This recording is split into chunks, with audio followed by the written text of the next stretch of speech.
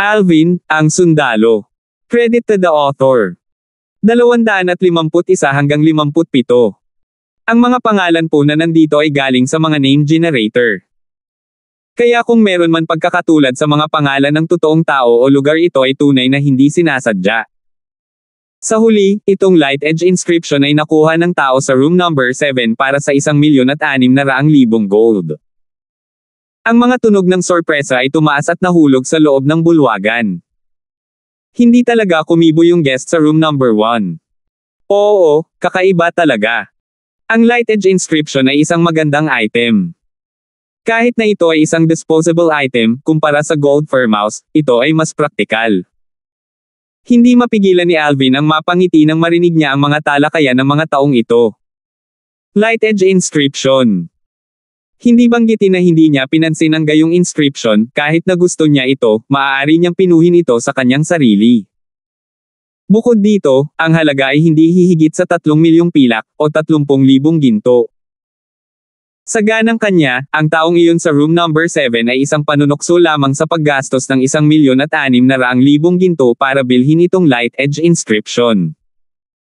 Hindi ko akalain na ang sining ng inscription ay tumanggi sa ganoong estado. Isang light edge na inscription lamang ang kayang ibenta sa ganoong kataas na presyo. Medyo emosyonal na bumantong hininga si Alvin. At hindi niya maiwasang mapaisip sa kanyang puso.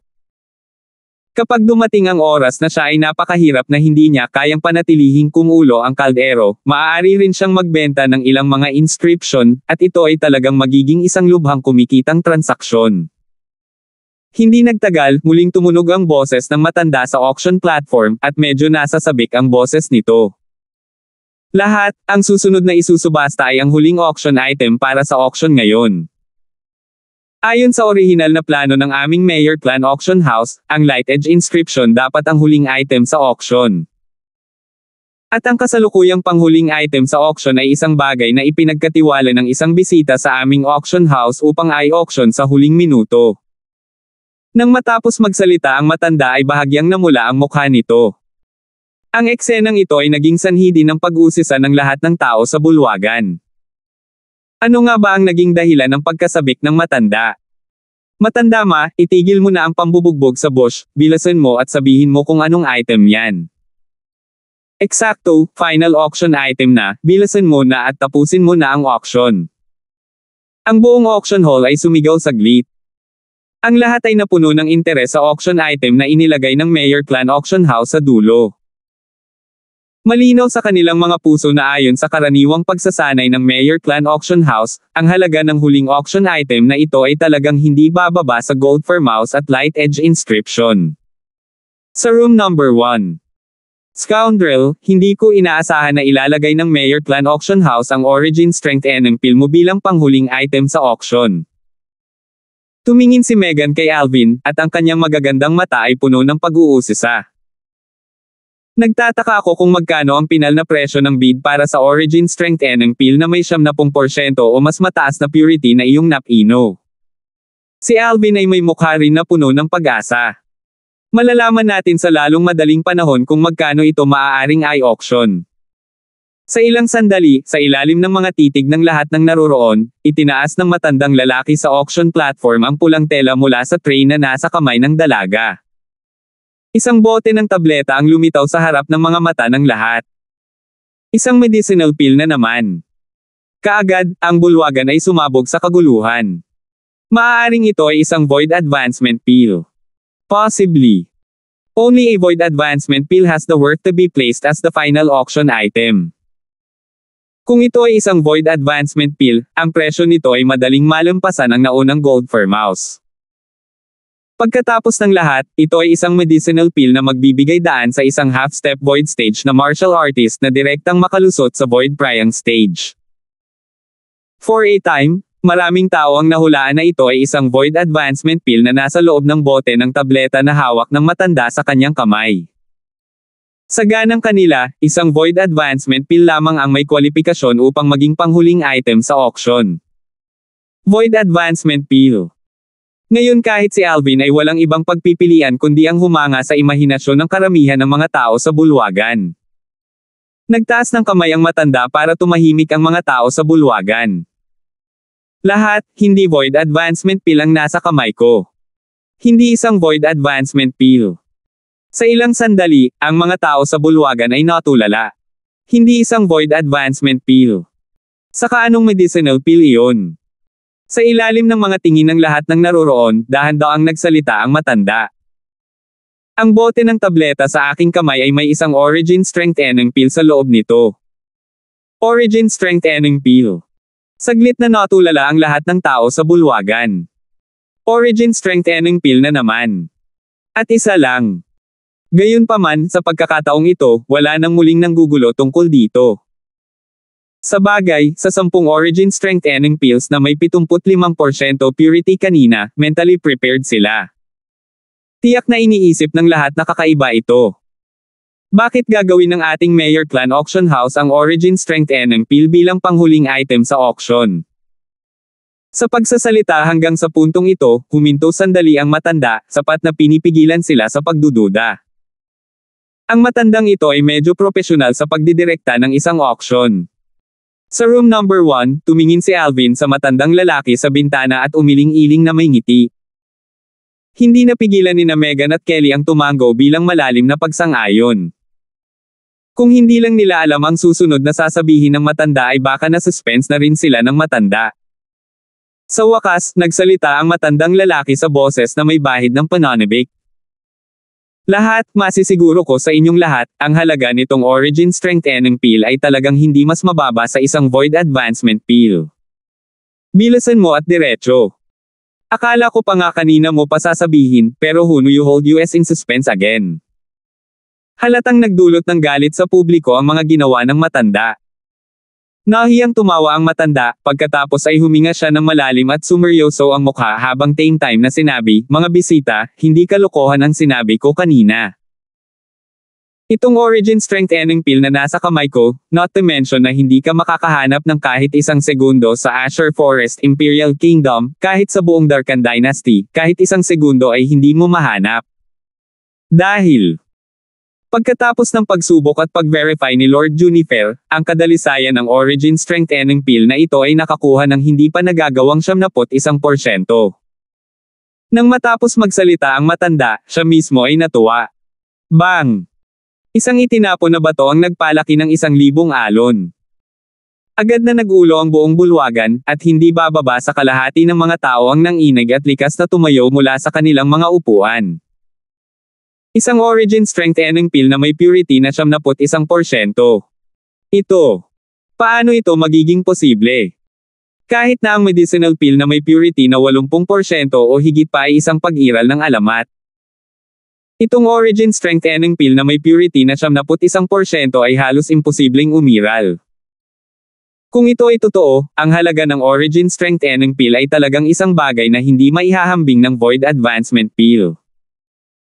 Siyempre, kahit na mahalaga ang Void Advancement pills, madalas itong lumalabas sa mga auction ng iba't ibang malalaking auction house ng Imperial City ng Azure Forest Imperial Kingdom.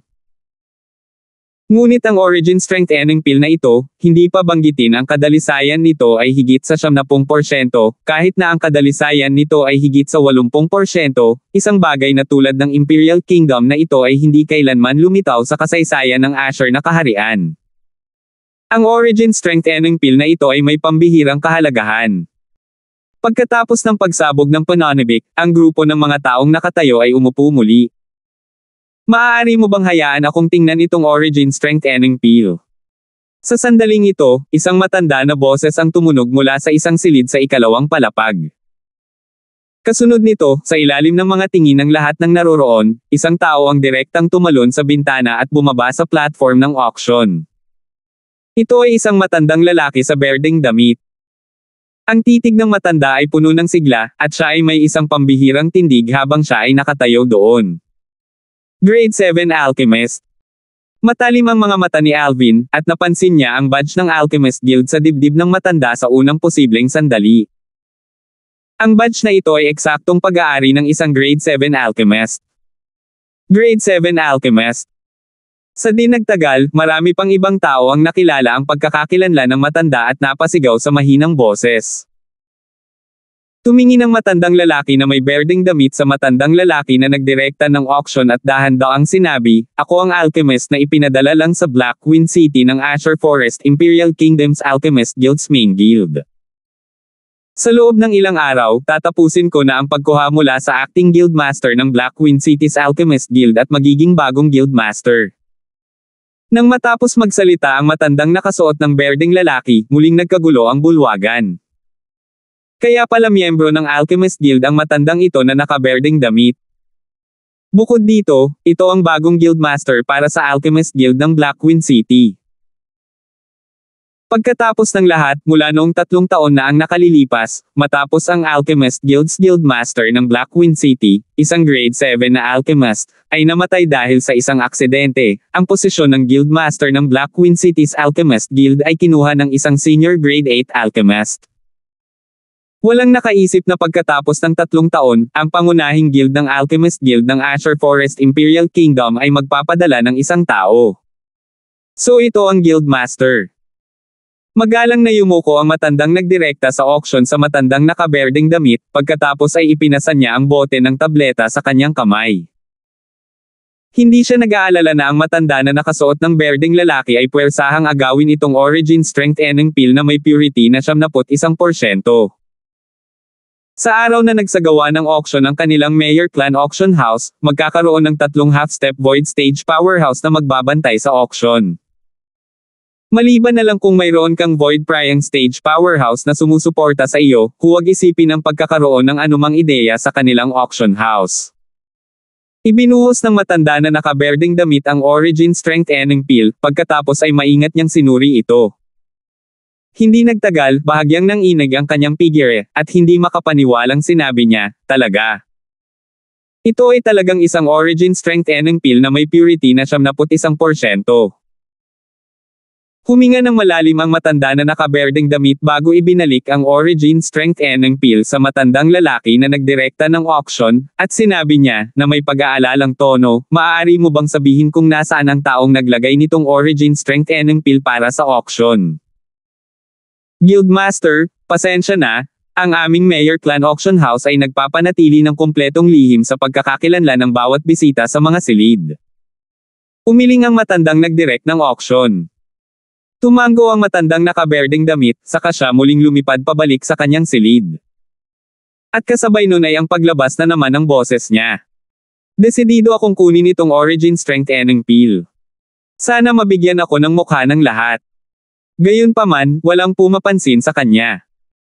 Ngunit kasabay ng hitsura ng matandang nakaberdeng damit, halos lahat ng naruroon ay nakapagkumpirma na ang Origin Strength Eneng Pill na 71% purity na sinusubasta ngayon ay totoo.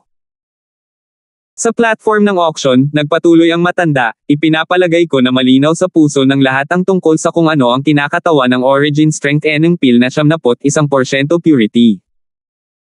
Kung ginamit ito ng isang alchemist bilang blueprint para magsagawa ng pananaliksik, maaaring mabuking niya ang malalim na mga lihim ng mataas na kadalisayan nito at makakuha ng malaking pakinabang mula rito. Bukod dito, kahit na bumili ka ng ganoong medicinal pill bilang isang mahalagang collectible, isa pa rin itong kakaibang item. Kung iaalok mo ito sa malalaking sekta, o kahit sa imperial family, magkakaroon ka pa ng pagkakataong makakuha ng mga benepisyo na mahirap isipin. Hindi na ako magsasalita ng kalokohan. Ang panimulang bid para sa Origin Strength Eneng Pill na ito na may purity na 71% ay 1 million gold. Sa huli, nagsalita ang matanda sa malinaw na boses at sinimulan ang bid. At sa sandaling ito, ang buong bulwagan ay napakatahimik. Maging ang mga silid sa ikalawang palapag ay tumahimik ng walang anumang paggalaw. Sa room number 1. Natulala si Megan habang nakatingin kay Alvin. "Scoundrel, sinasadya ba nitong Mayor Clan Auction House na ibenta mo itong Origin Strength Eneng Pill? Galit ba siya? 1,000,000 ginto. Para sa isang Origin Strength Eneng Pill lang, paano kaya ang sinuman?" Hindi na natapos ni Megan ang kanyang sinasabi dahil ang kanyang magagandang mga mag-aaral ay hindi maiwasang maghigpit. Dahil isang boses ang hamarang sa kanya. 5,000,000 ginto. 252. 5,000,000 ginto. Isang matandang boses ang tumunog, at sinira nito ang kapayapaan sa auction hall. Natahimik sandali ang ekspresyon ni Megan, at may mukha siyang puno ng hindi makapaniwala. Si Kelly ay natigilan din, at siya ay may nag-aalab na titig na puno ng pagsamba nang tumingin siya kay Alvin. Nagulat din si Alvin. Napagtanto niya na ang may-ari nito ay ang matandang nakaberdeng damit mula noon, ang grade 7 na alchemist na malapit ng maging Alchemist Guild's Guildmaster ng Black Queen City. 5 milyong ginto. Ang presyong ito ay lubos na nalampasan ang sanggol na Jade-Eyed Heavenly Mouse. Ang unang naisip sa puso ni Alvin ay, nabawi ko na ang perang ginastos ko sa Jade-Eyed Heavenly Mouse. Ang pangalawang naisip ay, masasabi kong naranasan ko na ang kahulugan ng ang mga bagay ay mahalaga kapag sila ay bihira. Gaya ng inaasahan, nagdulot ng kaguluhan sa auction hall ang bid ng matanda. Direktang nagbid ng 5 milyong ginto ang guildmaster na iyon. Kahit na siya ay isang grade 7 alchemist, hindi siya dapat magkaroon ng ganoong kalaking pera, di ba? Hindi mo ba narinig ang pagkakakilanlan niya kanina?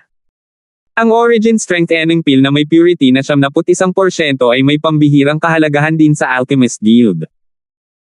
Tiyak na iniisip niyang gamitin ang kayamanan ng Alchemist Guild para magbid para sa Origin Strength Enning Pill na ito.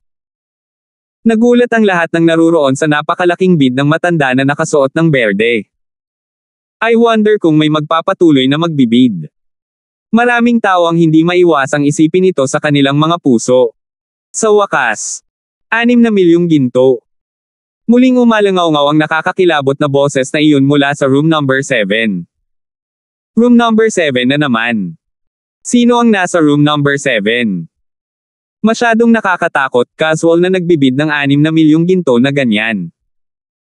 Ang boses mula sa room number 7 ay muling nagdulot ng kaguluhan sa bulwagan.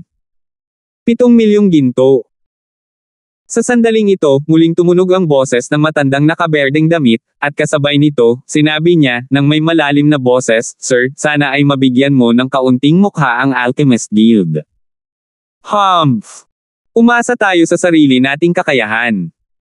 Muling umalangaw-ngaw mula sa room number 7 ang nakakakilabot na boses, na hindi nagbigay ng kahit katiting na mukha sa matandang nakaberdeng damit. 8 milyong ginto. Natahimik ang silid na tinitirhan ng matandang nakasuot ng berde at hindi na siya tumawad. Tila, ang presyo ay lumampas na sa halaga ng tableta sa kanyang puso. Ang panauhin sa room number 7 ay nagbid ng presyong 8 milyong ginto ngayon, mayroon pa bang ibang bisita na gustong magpatuloy sa pagbibid? 8 million gold going once. 8 million gold going twice. Excited ang boses ng matanda sa auction platform habang nagsasalita. Yung guest sa room number 1 sumuko na naman. Mukhang ganon. Ayaw niya ng ganoon kagandang item. Ang mga boses ng pagkagulat ay umalangaw-ngaw sa loob ng bulwagan, sunod-sunod. 8 million gold going thrice. Deal. Kasabay ng boses ng matanda, ang Origin Strength Enning Pill na may purity na 71% ay naging pag-aari ng taong nasa room number 7. Sa room number 1. Nagsimulang tumawa si Alvin. Ang isang Origin Strength Enning Pill na nagkakahalaga ng 1,000 o higit pang pilak ay aktwal na naibenta sa halagang 8 milyong ginto, at sa pilak ito ay magiging 800 milyong pilak. Kahit na ibawas niya ang halaga ng Jade-Eyed Heavenly Mouse at Silver Firegrass mula noon, kikita pa rin siya ng mahigit 4 na milyong ginto. Hindi ka panipaniwala. Hindi ka panipaniwala. Pakiramdam ni Megan ay parang nananaginip siya. Young Master, nagtataka pa sila kung bakit hindi mo ipinaglaban yun sa room number 7. Tumingin si Kelly kay Alvin at mapaglarong nilabas ang kanyang dila. Ipaglaban ito. Tumawa si Alvin. Iyon ay isang item na inilagay niya sa auction. Nang hindi nagtagal, muling kumatok ang attendant sa pinto, lumitaw muli ang manager ng Mayor Clan Auction House na si Maki, at ipinasa niya ang 8 milyong ginto kay Alvin. Congratulations guest! Dumudugo ang puso ni Maki. Ang 10% administration fee. Wala na, ganyan lang. 8 million gold? Kahit 10% administration fee lang, magiging 800,000 gold pa rin, nakatumbas ng 80 million silver. Tumingin si Alvin kay Maki at nagtanong, paano tayo aalis? Guest, Nagbigay kami ng espesyal na daanan para sa bawat bisita sa mga silid. Ikaw, pangunahan mo ang mga bisita palabas. Tumingin si Maki sa attendant at nagturo. Oo. Nagmamadaling tumango ang attendant, pagkatapos ay inakay niya ang apat na grupo ni Alvin palabas ng silid at bumaling sa espesyal na daanan na nasa gilid ng silid. Para kay Maki, kumislap ang kanyang mga mata, pagkatapos ay nagngangalit ang kanyang mga ngipin, na tila nakagawa ng isang mahirap na desisyon. Nang hindi nagtagal, umalis si Maki sa room number 1 at pumasok sa room number 7. Sa room number 7, nakaupo ang isang marangal na nasa katanghaliang gulang na lalaki, at sa likod ng nasa katanghaliang gulang na lalaki, may sumunod pang dalawang matandang lalaki. Umalangaw-ngaw ang mahinang boses ng marangal na nasa katanghaliang gulang nang makitang pumasok si Maki. Manager Ma, napag-isipan mo na ba? Gusto ko lang ang gold fur mouse na iyon. Sa iyo na ang iba pang mga bagay. Ang taong iyon ay kayang magbayad ng halos 4 na milyong ginto sa isang beses, kaya halatang isa siyang hindi nagkukulang sa pera. Napaawang ang sulok ng bibig ni Maki nang marinig niya ito. Natural na hindi nagkukulang sa pera ang binata na nakasuot ng violet. Not to mention the wealth in his possession, even just the money that the origin strengthening pill with a purity of 91% sold for was already 8 million gold. Sa ganang kanya, ang kayamanan ng binata na nakadamit ng violet ay talagang hihigit sa 10 milyong ginto. Nang mapansin si Maki na bahagyang nag-aalangan, nagpatuloy ang marangal na nasa katanghaliang gulang na lalaki. Kung hindi mapalagay si Manager Ma, maaari kang sumunod sa aming likuran. Kapag napatay namin sila, maaaring direktang lumitaw si Manager Ma, at hindi mo na kailangang gumawa ng anumang bagay para makuha ang lahat ng kayamanan ng taong iyon. Manager Ma, kapag hinayaan mong dumaan ang isang pagkakataon, baka hindi na ito bumalik. Ang gusto naming ibigay mo ay kung saan lang siya nagpunta. Ang marangal na nasa katanghaliang gulang na lalaki ay tumingin ng malalim kay Maki. Sana makapagdesisyon kaagad si Manager Ma. Kung hindi, kapag nakaalis na sila, huli na ang lahat. Hindi na kailangang sabihin, bawat pangungusap na binigkas ng marangal na nasa katanghaliang gulang na lalaki ay dumurog sa hindi mapakali na puso ni Maki na gustong sumang-ayon. Sa labas ng Mayor Clan Auction House. Ang 4 na grupo ni Alvin ay naglakad palabas, pagkatapos ay tumingin siya sa kanilang paligid at napansin na sa harapan nila ay isang malayong eskinita na walang tao. Itong Mayor Clan Auction House ay medyo maalalahanin. Ang pag-alis sa CP na ito ay magbibigay daan sa atin na ganap na maiwasan ang pagnanasa ng iba. Tumingin si Megan sa paligid at nagsuri. Tumango si Alvin pagkatapos ay naglakad palabas ng marahan. Maghanap muna tayo ng matutuluyan. Aalis tayo sa Black Queen City bukas ng madaling araw. Gayunpaman, makakagawa lang siya ng ilang hakbang nang maging mapagbantay si Alvin at huminto sa kanyang mga yapak. Samantala, si Jack, na nasa likod ni Alvin, ay tumigil din at lumingon. Sino kayong lahat? Kasabay ng gulat na sigaw ni Jack, lumingon din si Alvin. Sa isang sulyap, nakita niya ang 3 kalapit na tao. Isang marangal na nasa katanghaliang gulang na lalaki sa berdeng damit at may pambihirang tindig. Sa likod ng medyo may edad na lalaki, 2 matandang lalaki ang sumunod. Ang mga matatandang lalaki ay parehong nakasuot ng kulay abo na damit, at kahit na ang kanilang mga mata ay maputik, sila ay nagbigay ng mapang-ipong damdamin. 3 half-step void stage na martial artist. Sa pag-asa sa kanyang mabigat na espiritual na lakas at sa karanasan ng Rebirth Martial Emperor, naramdaman ni Alvin ang kanilang magaspang na antas ng paglilinang sa unang posibleng sandali. Patungo sa 3 taong sumusulpot dito, hindi na niya kailangang isipin para malaman na tiyak na dahil iyon sa Mayor Clan Auction House. Mayor Clan Auction House. Ang mga mata ni Alvin ay kumislap na may bakas ng malamig na liwanag. Ang pinakaayaw niya ay ang mga taong hindi tumyupad sa kanilang mga salita at sinaksak ang isa pa sa likod. Bumaba ang tingin ni Alvin sa 3 tao at nagtanong siya, sa malalim na boses, mga miyembro kayo ng Mayor Clan. Ang Mayor Clan. Ang marangal na nasa katanghaliang gulang na lalaki sa pangunguna na may nakakakilabot na boses. Sa tingin mo ba mukha tayong mga miyembro ng Mayor Clan? Lumubog ang mukha ni Alvin nang marinig ang boses ng marangal na nasa katanghaliang gulang na lalaki. Ikaw yung taga room number 7. Eksakto. Bumaba ang tingin ng marangal na nasa katanghaliang gulang na lalaki sa maliit na gintong daga na nakapatong sa balikat ni Kelly, pagkatapos ay sinulyapan niya sina Kelly at Megan at bakas ng pagkagulat ang sumilay sa kanyang mga mata.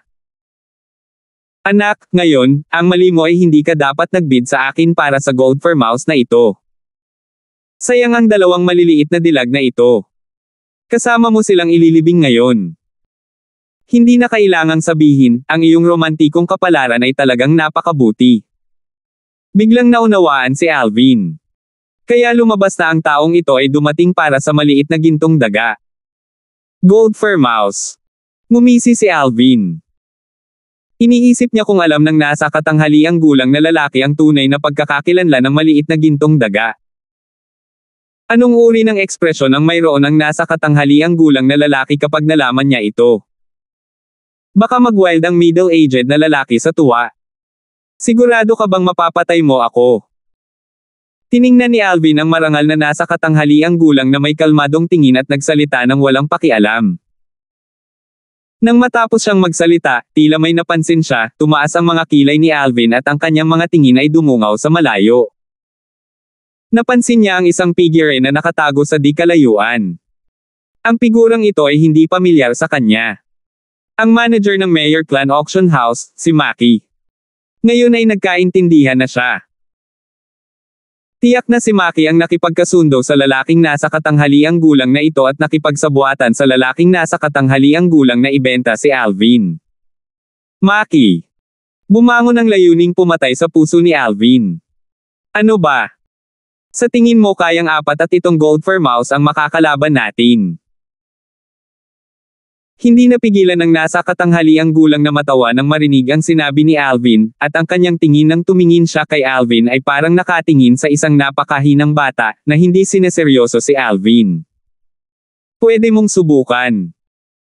Malawak ang ngiti ni Alvin, at ang ngiti sa kanyang mukha ay napuno ng bakas ng masamang ngiti.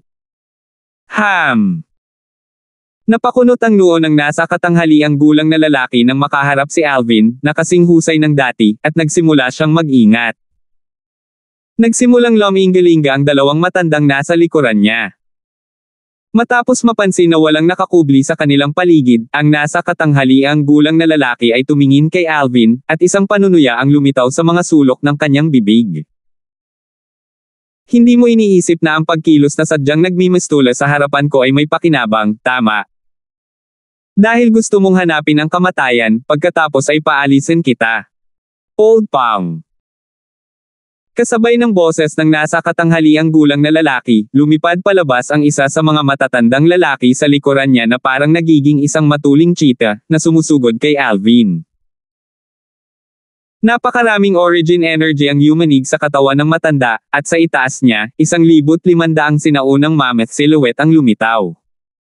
Half-step void stage. Nanatiling hindi nagbabago ang ekspresyon ni Alvin nang harapin ang matandang lalaki na buong galit na lumapit, at dahan-dahan siyang nagsalita ng may malamig at walang malasakit na boses. Jack, bibigyan kita ng 2 hininga. Oo, young master. At halos kasabay ng paglabas ng boses ni Alvin, sumagot si Jack sa kumilos. Agad na nawala ang buong katawan niya sa lugar. Whoosh! Isang napakabilis na liwanag ng espada ang dumaan, at ang ulo ng matandang lalaki na sumugod kay Alvin ay nahulog. Ang kalahati ng katawan ng matanda ay bumulwak ng sariwang dugo na nakakasilaw sa mata, parang bukal. Nang muling lumitaw si Jack, nasa harap na siya ng medyo may edad na lalaki. 253. Sa sandaling nahati ang matanda sa dalawa, ang mga mag-aaral ng nasa katanghaliang gulang na lalaki at ang isa pang matanda na may kulay abo na damit ay nagsikip, at ang kanilang mga mukha ay namumula na parang hinawakan sila sa leeg ng isang tao, ganap na hindi makahinga. At the same instant, galit na galit sila to the point na nag-split ang mga mata nila. Nakita na lamang nila ang isang walang katulad na mabilis na figure na dumating sa harapan nila sa isang kisap mata. Sa sandaling ito, ang kanilang mga tibok ng puso ay ganap na huminto. Whoosh! Itinaas ni Jack ang kanyang kamay at isang berdeng sword light ang dumaan. Sa liwanag ng espada, isang misteryosong aura ang nag-intertwined. Advanced Sword Force. Kung saan nakatutok ang mga ilaw ng espada, dalawang linya ng dugo ang umiikot. Ang nasa katanghaliang gulang na lalaki at ang matanda na nakaabon na nakadamit ay nagpapanatili ng pagtataka habang ang kanilang mga figure ay nanginginig at pagkatapos ay bumagsak sa lupa nang walang anumang palatandaan ng buhay. Ang mga mata ng dalawa ay namulat na parang mga platito na namamatay sa walang hanggang pagsisisi. Marahil kahit sa pinakamaligaw nilang panaginip, hindi nila akalain na magkakaroon ng isang nakakatakot na pag-iral sa tabi ng binata na nakadamit ng violet na kanilang minamaliit. Void. Ikalawang antas ng Void Priang Stage. Ang katawan ni Maki, na nakatago sa malayo, ay nanginag. Ang kanyang ekspresyon ay agad na namutla habang tinitingnan ang 3,000 sinaunang mammoth na silhouette sa kalangitan, at ang kanyang mga mata ay nagpakita ng takot at takot. Hindi niya akalain na ang 3 half-step void stage powerhouses ay mamamatay lahat sa isang kisap mata. At ang hindi niya akalain ay magkakaroon talaga ng void priang stage powerhouse sa tabi ng binata na nakadamit ng violet. Bukod dito, ito ay isang pangalawang antas ng Void Priang Stage Powerhouse. Sa sandaling ito, puno ng panghihinayang ang kanyang puso. Hindi siya dapat naging matako. Ngayon, hindi lang nawala ang 10 dagdag na milyong ginto na nakita niya, ngunit nasaktan pa niya ang binata na nakadamit ng violet na may Void Priang Stage na powerhouse sa tabi niya. Sana ay hindi na niya ituloy ang bagay na ito. Kahit na ang posibilidad ay napakaliit, ang pag-iisip na ito ay hindi maiwasang lumabas sa puso ni Maki. Si Maki, na may nababagabag na ekspresyon, ay huminga ng malalim at tahimik na naghanda na umalis. Whoosh! Gayunpaman, ang mukha ni Maki ay ganap na namutla nang makita niya ang taong hamarang sa kanyang harapan, at ang kanyang boses ay nanginginig. Lord! Lord! Tinitigan ni Jack si Maki na may malamig at walang pakialam na tingin at hindi siya pinansin. Ang mga sulok ng bibig ni Alvin ay napangiti habang naglalakad siya palabas ng malalaking hakbang upang makarating sa harap ni Maki, at tumingin siya kay Maki ng may kalmadong tingin. Manager Maki, nagtitiwala ako na naging maayos ka simula noong tayo ay naghiwalay. Putong. Tila nakakita ng demonyo si Maki nang makita niya si Alvin. Napaluhod siya sa kinauupuan at nanginginig ang katawan. Panginoon, patawarin mo ako. Hindi ako dapat naging gaaman, hindi ko dapat sinabi sa kanila ang kinaroroonan ni Lord. Lord, nagkamali ako, please I beg you to spare me. Tinapunan ni Alvin ng malamig na tingin si Maki, pagkatapos ay tinawag niya ang 2 maliliit na babae bago naglakad patungo sa Mayor Clan Auction House. Jack, isama mo siya. Mayor Clan, ngayon ay bibigyan kita ng paliwanag. Umalangaw-ngaw ang boses ni Alvin at naging sanhi ng hindi maihahambing na mapatla ang mukha ni Maki. Kung maaalerto ang angkan sa bagay na ito, maiisip niya ang kanyang katapusan. Ang pinakamahalaga sa isang auction house ay ang reputasyon nito. At ngayon, para sa kapakanan ng kanyang makasariling pagnanais, kumilos siya sa kanyang sarili at nag-iisang sinira ang reputasyon ng Mayor Clan Auction House. Sa loob ng Mayor Clan Auction House, nakaalis na ang lahat ng bisita, at ilang miyembro na lang ng Mayor Clan ang natira. Sa likod ng auction house, 4 na matandang lalaki ang nagtipon doon. Geezer Who? Nang makita mo ang Origin Strength Enning Pill na may purity na 71% ngayon, siguradong natulala ka, tama ba? Isang matipunong matandang nakasuot ng pulang damit ang tumingin kay Juniper at tumawa. Kailangan mo pa bang itanong? Isang Origin Strength Enning Pill na may purity na 71%. Gayunpaman, hindi naman talaga masama ang swerte ng binata na makakuha ng ganoong Origin Strength Enning Pill at kumita ng 8 milyong ginto. Isang matandang nakadamit na asul ang tumango, at isang selos ang lumitaw sa kanyang mukha. Sayang, hindi namin nakolekta ang administration fee sa binata. 800,000 gold iyon. Bamantong hininga ang isang matandang nakadilaw na nakadamit na puno ng panghihinayang ang mukha. Short-sighted. Ang pagbebenta ng Origin Strength Eneng Pill na may purity na 71% ay kumalat din sa pangalan ng Mayor Clan Auction House natin. Nag-aalala ka pa ba na hindi natin mababawi ang 800,000 gold na iyon? Sinulyapan ni Junifer ang matanda na may dilaw na damit. Ang iyong Mayor Clan Auction House ay mayroon pa ring reputasyon na dapat pag-usapan. Sa sandaling ito, isang malamig at walang malasakit na boses ang narinig. Naging sanhi ito ng malungkot na mukha ng 4 na matandang lalaki, kabilang ang kay Junifer. Pumasok si Alvin nang may malalaking hakbang. Ikaw kasi. Nakilala ni Junifer si Alvin, at naningkit ang kanyang mga mata. Anong ibig mong sabihin sa sinabi mo kanina? Geezer who? Sino siya? Ang 3 pang matandang lalaki ay tumingin kay Alvin at nakasimangot. Lahat sila ay hindi nasiyahan sa sinabi ni Alvin kanina. Huminga si Junifer at sinabing, siya ang panauhin na nag-auction ng 71% purity Origin Strength Eneng Pill. Agad, ang 3 matandang lalaki ay tumingin kay Alvin nang may pagtataka. Anong ibig sabihin ng sinabi ko kanina?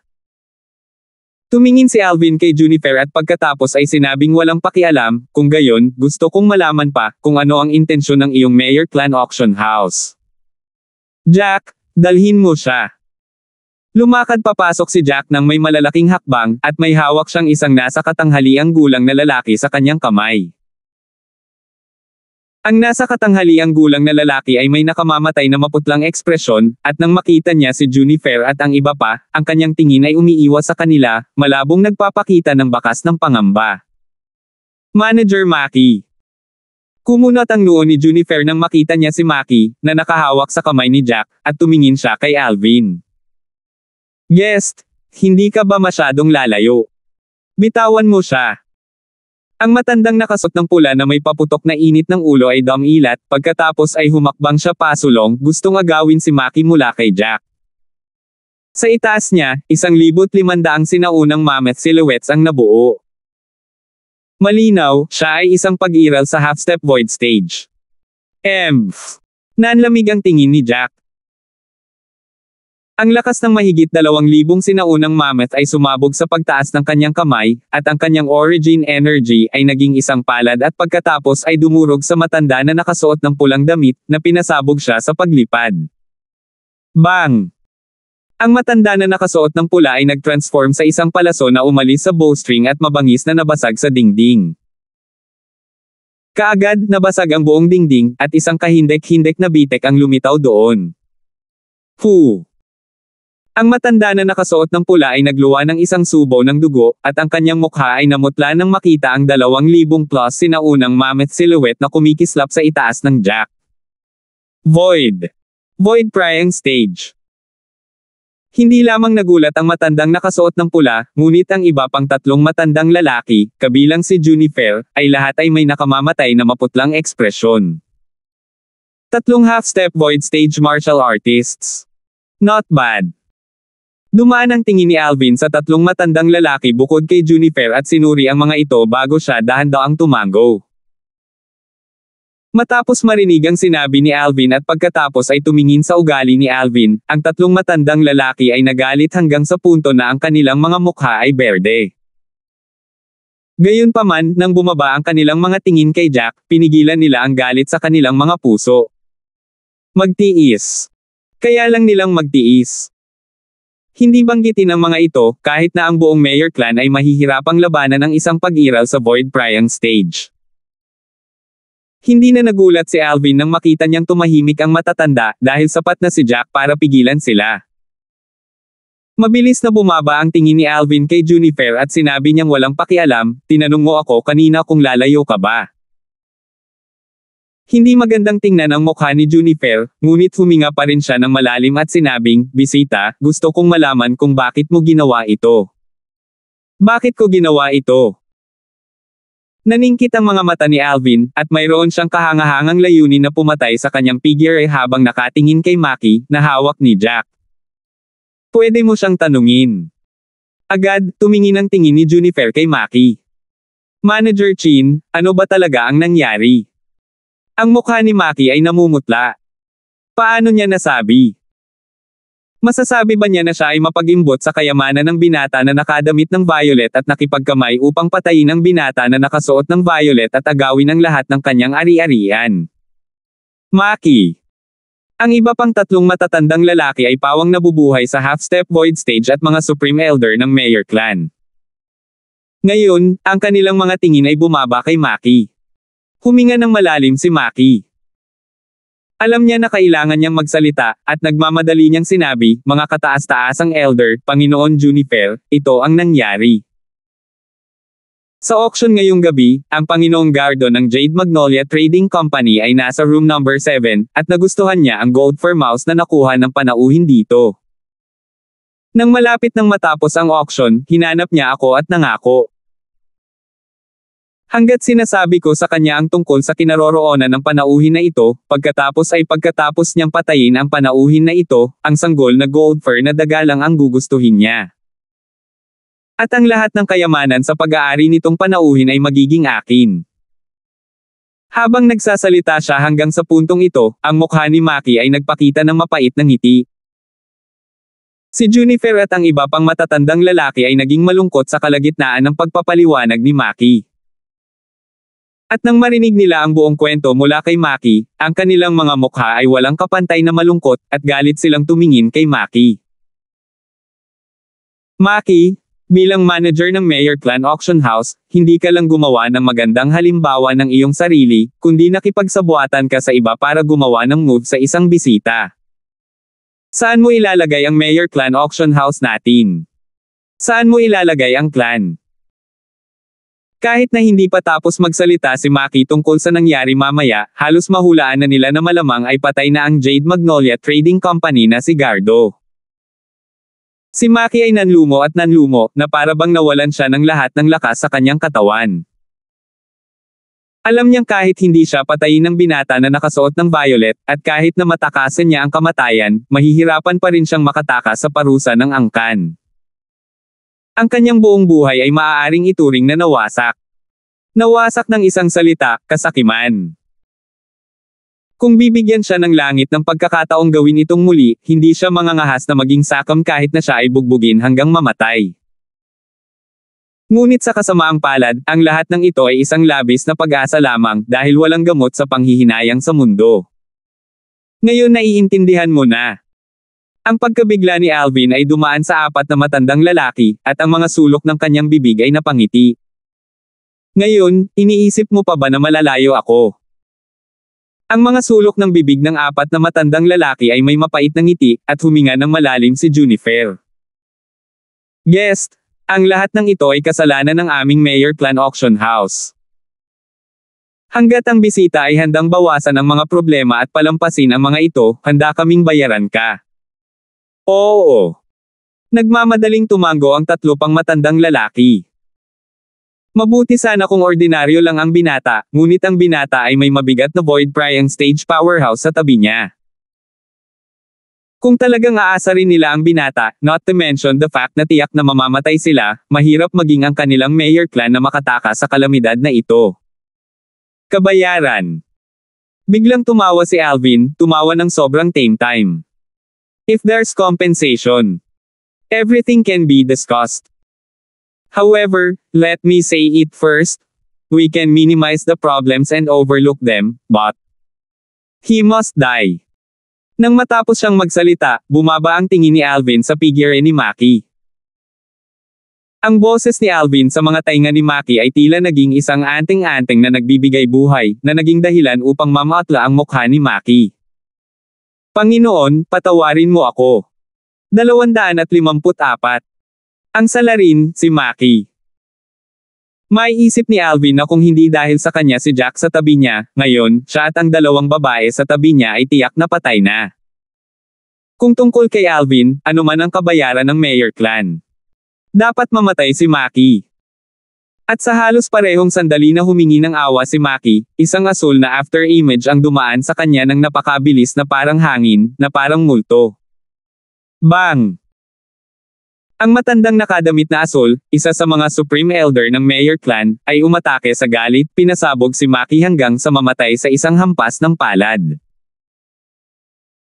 Ang matandang nakadamit na asul ay tumingin kay Alvin at dahan-daang sinabi, kahit na walang sinabi ang bisita, hindi papayag ang aming mayor clan na magpatuloy sa buhay ang sinumang nagdudulot ng kahihiyan sa angkan na tulad nito.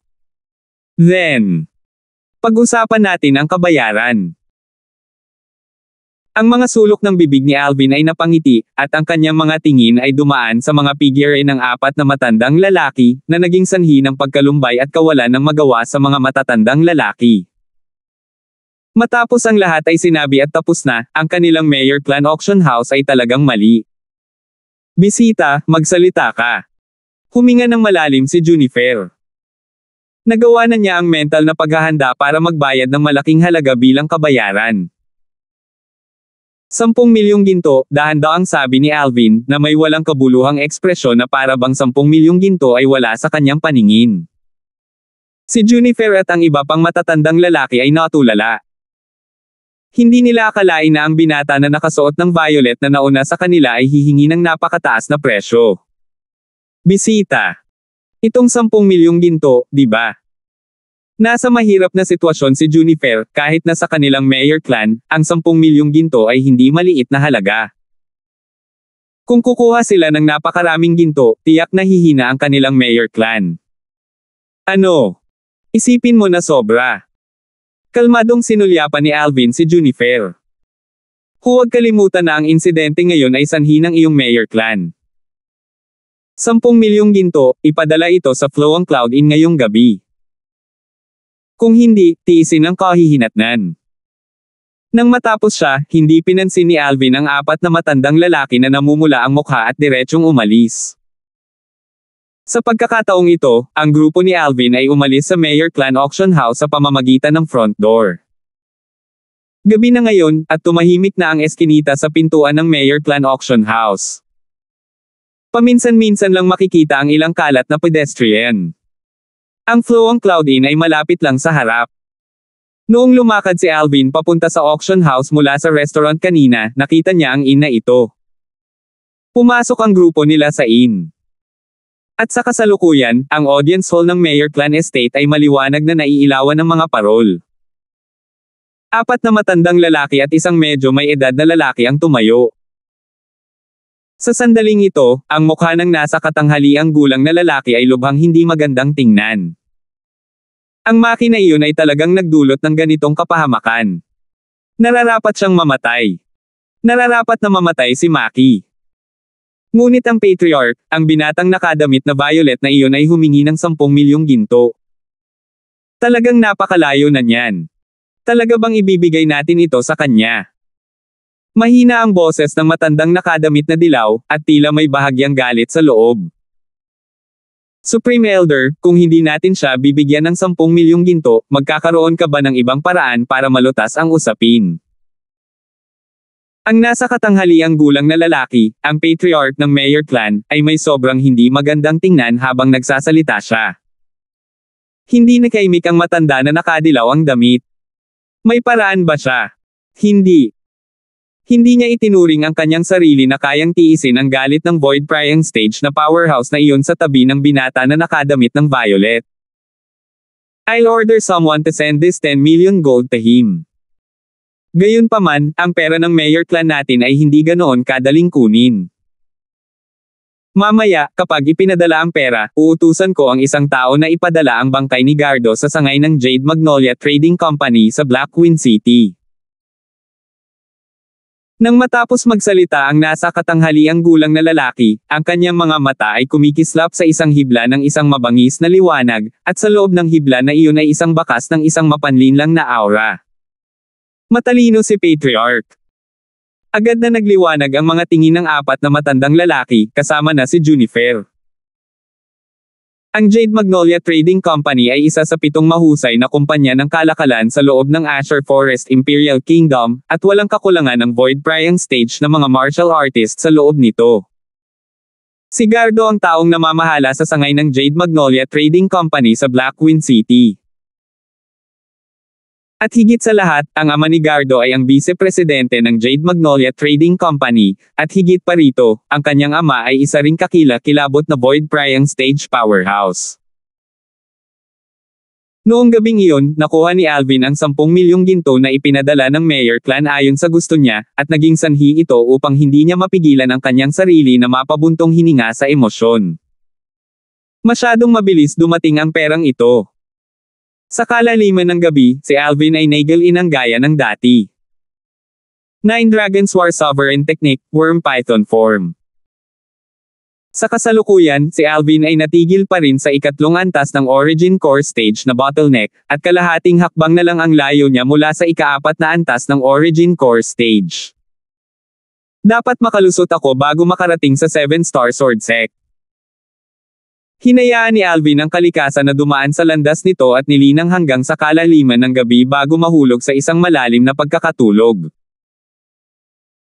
Sa madaling araw kinabukasan, pagkatapos mag-almusal kasama ang dalawang maliliit na babae, ang grupo ni Alvin ay umalis sakay ng 4 na Fergana horses, diretsyong lumabas ng Blackwind City. At hindi nagtagal pagkaalis ng 4 na grupo ni Alvin, hinabol ng 2 pang Fergana horse, na sumusunod mula sa malayo. Matapos isulong ang kanilang mga kabayo at lumayo sa Blackwind City, biglang nanlamig ang tingin ni Alvin. Paglabas niya ng inn kanina, napansin niyang may nakatingin sa kanila mula sa anino. Sa simula, hindi niya ito pinapansin. Ngayon, nang mapansin niyang may humahabol mula sa malayo, naging malungkot ang mukha ni Alvin.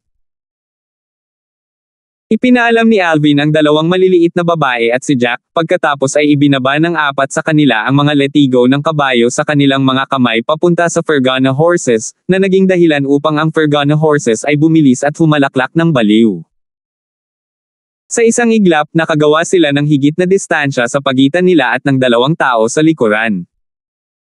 Ang 2 taong sumusunod sa likuran ay 2 nasa katanghaliang gulang na lalaki. Nang makita nila ang 4 na grupo ni Alvin na biglang bumibilis para mawala sa kanilang mga mata, isang nag-aalalang ekspresyon ang lumitaw sa kanilang mga mukha, at dali-dali nilang hinikayat ang kanilang mga kabayo na tumakbo pasulong. Gayunpaman, mabilis nilang napansin na pagkatapos ng ilang oras na pagtakbo ay mapayapa ang kalsada sa harapan nila, at hindi nila makita ang mga figure ng mga taong sinusundan nila. Nasaan sila? Nagkatinginan ng 2 lalaki, at pareho silang naguguluhan sa mga ekspresyon. Sa ganang kanila, ang mga kabayo sa ilalim nila ay Fergana horses din, kaya ang 4 na taong iyon ay hindi dapat gumawa ng napakalaking distansya sa pagitan nila. Hinahanap niyo ba kaming 2? Sa sandaling ito, may narinig silang boses mula sa likuran nila, dahilan para mamatla ang kanilang mga mukha. Nang iikot nila ang kanilang mga kabayo, nakita nila ang kanilang 4 na target na nag-uudyok sa kanilang mga kabayo na lumakad ng dahan-dahan, naglalakad patungo sa kanila. Napansin nila ang nasa katanghaliang gulang na lalaki sa 4 na nagwawali sa kanila ng kanyang malamig na tingin, at hindi nila maiwasang magkaroon ng lamig sa kanilang mga puso. Nakikita nila kung gaano kakilakilabot ang nasa katanghaliang gulang na ito. Bahagyang nanginig ang kanilang mga katawan, at bakas ng takot ang lumitaw sa kanilang mga mata. Tiningnan sila ni Alvin ng may kalmadong tingin. Magsalita ka, bakit mo ako sinusundan? Bahagyang nanlamig ang tingin ni Alvin nang makita niyang tila nag-aalangan silang 2. Kung hindi kayo magsasalita, pwede kayong 2 mamatay dito ngayon. Agad, sa ilalim ng tingin ni Alvin, ang mga mukha ng 2 lalaki ay namutla, at nagmamadali silang sinabi. Lord, magsasalita ako, magsasalita ako. Galing kami sa branch ng Jade Magnolia Trading Company sa Blackwind City. Ang vice-presidente namin ang humiling na sundan ka namin. Jade Magnolia Trading Company. Nagsalubong ang mga kilay ni Alvin. Ngayon lang niya naalala na parang binanggit ni Maki ng Mayor Clan Auction House itong Jade Magnolia Trading Company kahapon. Ang nasa katanghaliang gulang na lalaki na gustong magkaroon ng Jade-Eyed Heavenly Mouse ay tila miyembro ng Jade Magnolia Trading Company. Ang lalaking nasa katanghaliang gulang na iyon at ang 2 matandang lalaki ay nasa half-step void stage, kaya hindi dapat mababa ang kanilang katayuan sa Jade Magnolia Trading Company. Bakit niya kayo pinapunta para sundan ako? Tanong ni Alvin, sa malalim na boses. Panginoon, hindi kami sigurado sa eksaktong dahilan. Sumusunod lang kami sa utos. Umiling ang dalawa. Ang tingin ni Alvin ay hindi umalis sa kanila mula simula hanggang sa huli, at sa huli, napansin niya na ang dalawang taong ito ay tila hindi nagsisinungaling. Inaalala ang nasa katanghaliang gulang na lalaki mula kahapon, nagtanong si Alvin, kilala ba ninyong dalawa si Gardo? Gardo. Nagmamadaling tumango ang dalawa pagkarinig nito. Ang presidente ng sangay ng aming Jade Magnolia Trading Company sa Blackwind City ay si Lord Gardo. Ang presidente ng sangay ng Jade Magnolia Trading Company sa Blackwind City. Naningkit ang mga mata ni Alvin dahil hindi niya akalain na may ganoong background ang nasa katanghaliang gulang na lalaki mula kahapon. Mukhang ang special ring na basta-basta niyang kinuha kay Gardo ay dapat magkaroon ng malaking halaga ng kayamanan sa loob nito. Sa sandaling ito, tumingin si Jack sa kanilang dalawa at nagtanong, itong Gardo, anong relasyon niya sa vice-presidente ng pangunahing sangay ng iyong Jade Magnolia Trading Company na si Arlott? Sumagot ang dalawang lalaki matapos marinig ang itinanong ni Jack. Si Lord Gardo ay tiyak na nag-iisang anak ni Lord Arlott. Napansin ni Alvin na nang marinig ni Jack ang sinabi nilang dalawa, sumimangot siya. Scram! Kapag napansin kong sinusundan mo ulit ako, siguradong mamamatay kayong dalawa. Ang malamig na tingin ni Alvin ay dumaan sa dalawang lalaki, na naging dahilan upang ang dalawang lalaki ay makaramdam ng kaginhawahan at ipakita ang labis na kagalakan ng mga ekspresyon bago nag-udyok sa kanilang mga kabayo na sumipa ng ulap ng alikabok, na hindi ng ahas na lumingon. Napansin ni Alvin na may mali sa ekspresyon ni Jack, kaya't nagtataka siyang nagtanong, Jack, kilala mo si Arlott? Young Master, ang Arlott na iyon ay ang Vice President ng pangunahing sangay ng Jade Magnolia Trading Company, at nakipag-ugnayan na ako sa kanya noon pa. Ang lakas niya ay kapantay ng lakas ko noong nasa sukdulan na ang lakas ko, magalang na sabi ni Jack. Ika-6 na antas ng Void Pryang Stage. Tumango si Alvin. Noong taong iyon, nang makaharap niya si Jack, naalala pa niya ang sinabi sa kanya ni Jack. Si Jack sa kanyang prime ay nagkaroon ng cultivation sa ika-6 na antas ng Void Pryang Stage. Young Master, malamang sinusundan ka ng mga tao sa Jade Magnolia Trading Company dahil sa Mayor Clan. Dapat ba? Kinawian ni Jack ang hand sign para sa pagpatay. A mere Mayor Clan is nothing. Mas mahalaga ngayon ang pagmamadali sa ating paglalakbay. Kailangan nating makarating sa 7-star sword sect sa lalong madaling panahon. Kung mahuhuli tayo sa Outer Court Disciple Test ng 7-star sword sect 3 buwan mula ngayon, maghihintay pa tayo ng 6 na buwan. Umiling si Alvin. Gaya nga ng sinabi niya, buo ang tingin niya sa Mayor Clan. Kung sila ay tumalikod ngayon at lipulin ang Mayor Clan, ito ay isang pag-aaksaya lamang ng oras. Saganang kanya, kung naantala siya sa pagpasok sa 7-star sword sect dahil sa usapin sa Mayor Clan, kung gayon ang mga pagkalugi ay mas hihigit sa mga benepisyo. Oo. Tumango si Jack. Sa kanya, kahit anong sabihin ng Young Master, napupunta. Isa lamang siyang lingkod ng Young Master.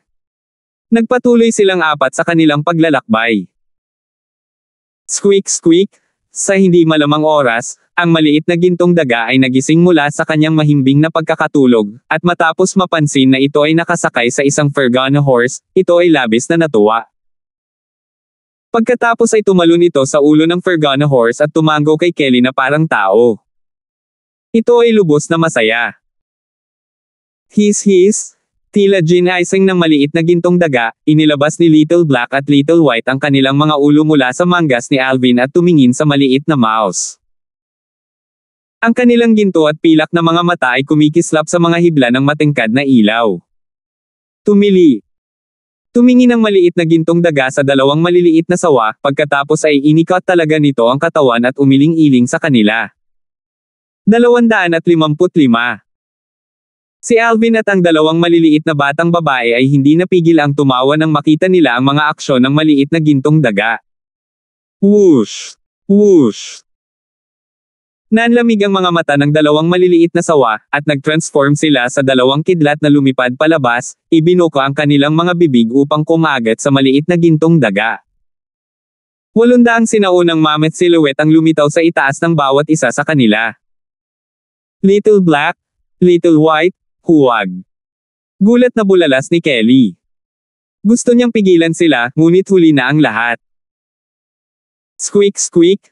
Ang maliit na gintong daga ay hindi natakot kahit kaunti ng kaharap ang dalawang maliliit na sawa, at itinaas nito ang kanyang mga kuko upang humampas sa kanila. 1,000 sinaunang mammoth silhouettes condensed sa form sa itaas nito. Ang dalawang maliliit na sawa ay sunod-sunod na sinampal ng mga kuko ng maliit na gintong daga.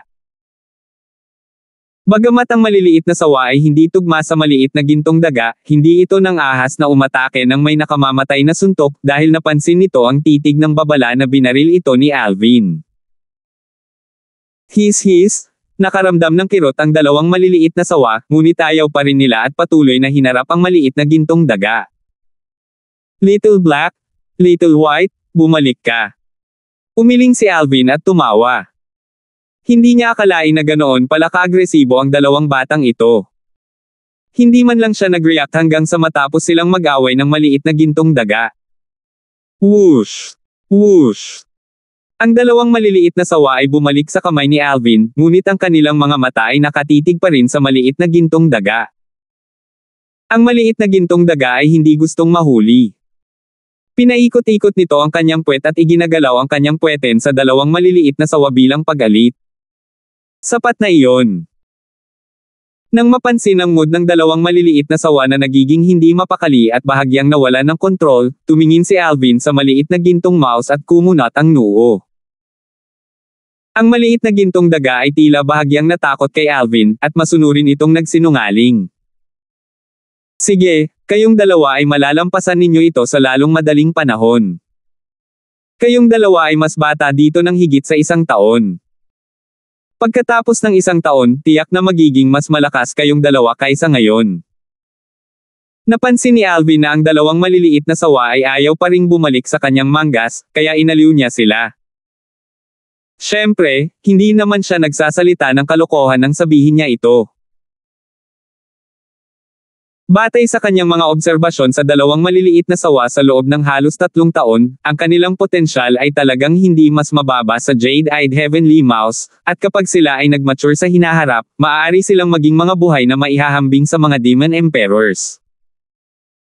Ang dalawang maliliit na sawa ay parehong iba't ibang mabangis na hayop, at walang anumang talaan ng dalawang maliliit na sawa sa mga alaala ng Rebirth Martial Emperor. Ngunit batay sa kanilang kamakailang rate ng paglago, matagal na nilang nalampasan ang rate ng paglago ng karamihan sa mga demonyong hayop. His. Nang marinig ang nakakaaliw na mga salita ni Alvin, ang dalawang maliliit na sawa ay masunaring bumalik sa kanyang manggas. Ito ang naging dahilan ng pagtawa ng dalawang maliliit na babae. Ang dalawang maliliit na sawa at ang maliit na gintong daga ay parang ipinanganak na magkaaway. Ang gardo na iyon ay talagang hinayaan akong makakuha ng marami sa pagkakataong ito. Binawi ni Alvin ang 3 spatial ring. Sila mismo ang spatial rings ni Gardo at ang dalawang matandang lalaki. Walang gaanong laman sa spatial ring ng dalawang matandang lalaki, ngunit mayroong malaking halaga ng kayamanan sa loob ng spatial ring ng Gardo. Ang Origin Strength Enning Pill na na-refine niya ay bumalik sa kanyang pag-aari, at ang Light Edge inscription na nakasulat sa isang singsing ay naroon din. Iniwan niya ang lahat ng ito dahil wala silang halaga sa kanya. Pinakamahalaga, mayroong isang buong 20 milyong ginto sa spatial ring ni Gardo. Ngayon ang pinagsamang kayamanan sa pag-aari ni Alvin ay malapit na sa 50 milyong ginto. Nagmamadali sa kanilang paglalakbay ng mabilis, pagkalipas ng 2 buwan, sa wakas ay dumating ang grupo ni Alvin sa isang lungsod malapit sa 7-Star Sword Sect. Ang lungsod na ito ay may lugar na hindi mas mababa sa laki ng Blackwind City. Nalaman ni Alvin ang pangalan ng lungsod na ito sa pamamagitan ng pagtingin sa 3 salita sa itaas ng tarangkahan ng lungsod. Black Bamboo City. Sa simula, nahirapan pa rin si Alvin na maunawaan kung bakit magkakaroon ng ganoong malatula na pangalan ang isang lungsod. At pagkatapos lamang niyang makapasok sa lungsod at makita ang mga itim na kawayan na maitim na parang tinta na bumangon mula sa lupa ay bigla niyang naunawaan. Kaya ito ang pinagmulan ng pangalang Black Bamboo City. Sa daan, nakita ni Alvin ang ilang mga tao na nakasuot ng uniforme at kulay berdeng kasuotan. Ang mga taong ito ay halos mga kabataang lalaki at babae. Ang parehong simbolo ay nakaberde sa kanilang mga damit. Isang espadang napapaligiran ng 7 bituin. Tumingin si Alvin kay Jack at nagtanong, lahat sila ay miyembro ng 7-Star Sword Sect. Sina Megan at Kelly, na nakasuot ng belo, ay tumingin din kay Jack, at ang kanilang magagandang mata ay may halong pagtataka sa loob. Tumango si Jack. Oo, young master. Ito ang uniformeng kasuotan ng 7-Star Sword Sect. Ang 7 bituin sa simbolo ng damit ng isang alagad sa labas ng court ay tanso ang kulay. Ang mga ito ay pilak para sa mga alagad sa loob ng court, at ginto para sa mga elder ng 7-Star Sword Sect. Biglang naunawaan si Alvin. Kalahating buwan pa ang pagsusulit ng 7-Star Sword Sect. Maghanap muna tayo ng matutuluyan. Di nagtagal, direktang bumili si Alvin ng isang courtyard house. Jack, hindi mo kami masusundan sa 7-Star Sword Sect, kaya mananatili ka rito mula ngayon, sabi ni Alvin kay Jack. Kung may kailangan pa akong gawin sa hinaharap, hahanapin kita. Oo, young master. Nagmamadaling tumango si Jack sa magalang na paraan. Makalipas ang 10 araw. Bang! Ang origin energy ay nagmamadaling lumabas mula sa loob ng katawan ni Alvin. Sa wakas ay nalagpasan na niya ang huling bottleneck ng ikatlong antas ng Origin Core Stage at maayos na nakapasok sa ika-4 na antas ng Origin Core Stage. Bahagyang gumagamit ng lakas, 71 sinaunang mammoth na silhouette ang lumitaw sa itaas ng Alvin. Ang lakas ng 71 sinaunang mammoth. Kumpara sa ordinaryong 4th level Origin Core martial artists, mayroon siyang buong lakas ng 11 ancient mammoths. Kahit kumpara sa isang ordinaryong 5th level Origin Core martial artist, mayroon pa rin siyang dagdag na lakas ng isang sinaunang mammoth. Isang napakatalino ng ngiti ang lumitaw sa mukha ni Alvin. Nakalusot na rin ako sa wakas. Matapos makalusot, natuwa si Alvin, at tinawagan niya si Jack bago umalis sa courtyard house kasama ang 2 batang babae at humanap ng restaurant na makakain. Sinaunang estilo ang restaurant na nagbibigay sa isa ng sobrang komportableng pakiramdam. Dinala ni Alvin ang 2 batang babae upang maghanap ng mesa na nasa tabi ng bintana, pagkatapos ay umupo siya at nag-order ng mga pagkain. Mga disipulo sa loob ng korte ng 7-Star Sword Sect.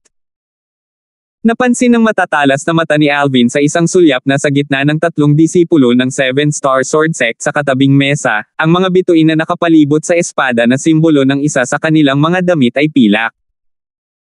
Ang binatang ito na nasa edad 25 ay halatang isang 7-Star Sword Sect na disipulo sa loob ng korte. Sa pag-asa sa kanyang mabigat na spiritual force at sa karanasan ng Rebirth Martial Emperor, makumpirma ni Alvin na ang lakas ng 7-Star Sword Sect na disipulong ito ay dapat nasa ika-7 antas ng Origin Core Stage o mas mataas. Mga 25 lang at nasa ika-7 antas ng Origin Core Stage o higit pa. Hindi mapigilan ni Alvin na mamangha. Gaya ng inaasahan sa isang disipulo sa loob ng korte ng isang nangungunang sekta sa Azure Forest Imperial Kingdom, ang 7-Star Sword Sect. Pagkatapos ng lahat, sa mga martial artist ng nakababatang henerasyon na kilala niya, noong sila ay nasa edad na ito, ang pinakamalakas sa kanila ay ang Junior Marquis ng Divine Might Marquis Estate, Niefen. Gayunpaman, kahit na si Niefen ay mas matanda sa 7-Star Sword Sect na inner court na disipulo, ang kanyang lakas ay mas mababa. Tulad ng para sa iba pang 2 kabataang lalaki, sila ay nasa 22 at 23, at sila ay mga alagad sa labas ng korte ng 7-Star Sword Sect. Ang kanilang mga lakas ay hindi rin mahina. Pareho silang nasa ika-4 na antas ng Origin Core Stage o mas mataas. Mukhang kahit si Little Megan ay maituturing lang na may ordinaryong natural na talento kapag siya ay nasa 7-Star Sword Sect, naisip ni Alvin sa kanyang puso. Si Megan ay 21 taong gulang sa taong ito, at nakapasok siya sa ika-3 antas ng Origin Core Stage noong nakaraang buwan. Siyempre, Ang dahilan kung bakit nagkaroon si Megan ng kanyang kasalukuyang cultivation ay dahil sa pagkonsumo niya ng high-purity medicinal pills na pinadalisay ni Alvin.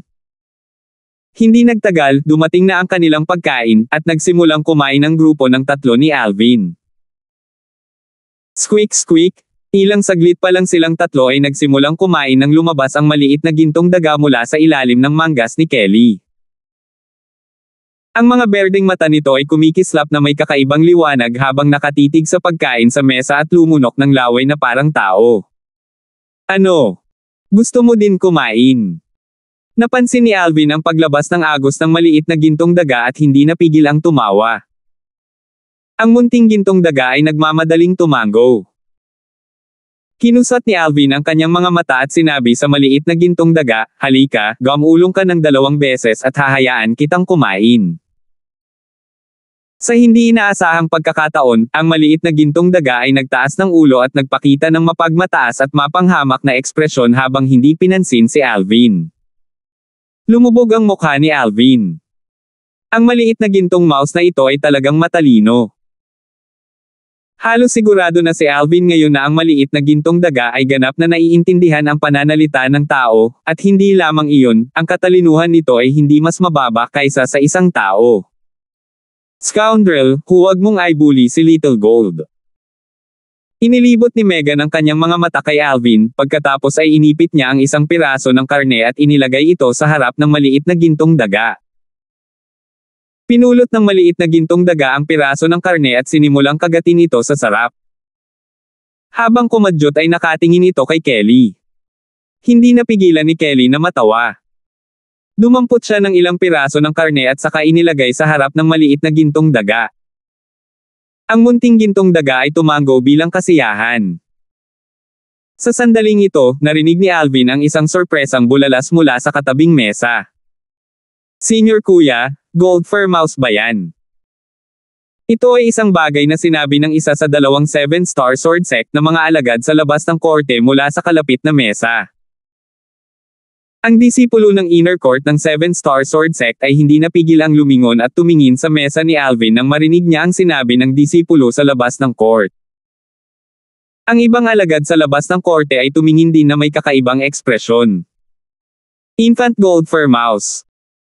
Nagliwanag ang mga mata ng disipulong iyon sa loob ng korte ng 7-star sword sect, at isang umaagos na liwanag ng kasakiman ang kumislap sa kanyang mga mata na parang nakakita siya ng isang uri ng kayamanan. Bagamat mabilis na kumislap ang mga mata ng mga disipulo sa loob ng 7-star sword sect sa loob ng korte, napansin pa rin ito ni Alvin, ngunit hindi niya ito pinansin. Ang isang sanggol na gold fur mouse ay talagang nagbigay ng napakalaking tukso sa isang martial artist sa ibaba ng Void Pryang stage. Napakaganda! Sa sandaling ito, napansin ng isa sa mga disipulo ng 7-star sword sect sa loob ng korte ang hitsura ni Kelly, na nagtanggal na ng kanyang belo at nagsimulang kumain, at nagningning ang kanyang mga mata. Ang isa pang alagad ng 7-star sword sect sa labas ng korte ay tumingin din kay Kelly nang marinig niya ang sinabi ng isa pang disipulo sa labas ng korte, at isang bakas ng nagbabagang tingin ang sumilay sa kanyang mga mata. Tanging ang disipulong iyon sa loob ng korte ng loob ng 7-star sword sect ay walang pakialam na tumingin kay Kelly, pagkatapos ay muling bumaba ang kanyang tingin sa maliit na gintong daga. Ang interes niya sa maliit na gintong daga ay halatang higit pa sa interes niya kay Kelly. Hindi itinuloy ni Alvin ang pagtingin sa 3 disipulong 7-star sword sect na iyon, at bumalik ang kanyang tingin sa maliit na gintong daga, pagkatapos ay umiling siya at ngumiti. Ang munting ginto na ito ay isang matako tulad ng Little Black at Little White. At sa sandaling matapos magsalita si Alvin, isang pagsabog ng agitated na paggalaw ang naganap sa loob ng kanyang manggas. Malinaw, ang 2 maliliit na lalaki na nakatago sa ilalim ng manggas ni Alvin ang hindi nasisiyahan nang marinig nila ang sinabi ni Alvin. Inalog-alog ni Alvin ang 2 maliliit na sawa na nakatago sa ilalim ng kanyang manggas at pumulupot sa kanyang braso at inaliw sila ng mahinang boses. "Sige, hindi ko na kayo kakausapin." Noon lang natahimik ang 2 maliliit na sawa. Biglang sumimangot si Alvin. Dahil napansin niyang tumayo ang alagad ng inner court ng 7-star sword sect at dahan-daang naglakad papunta sa table nila. Lumapit siya na may masamang intensyon. 256. Ang 7-star sword sect na inner court disciple na ito sa paligid ng edad na 25 ay may isang ordinaryong hitsura, ngunit ang isang bakas ng kadiliman ay malabo na naghalo sa pagitan ng kanyang mga kilay.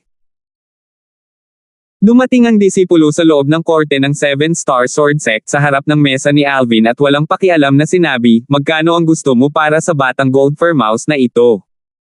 "Bibili ako." Napakunot naman ang magandang kilay ni Kelly nang marinig ito. Bahagya siyang nalungkot. Tila naintindihan ng maliit na gintong daga ang sinabi ng disipulo ng inner court ng 7-star sword sect, at pinandilatan siya nito ng maladyadegri na mga mata habang inilalantad ang mga pangil nito at itinaas ang mga kuko nito.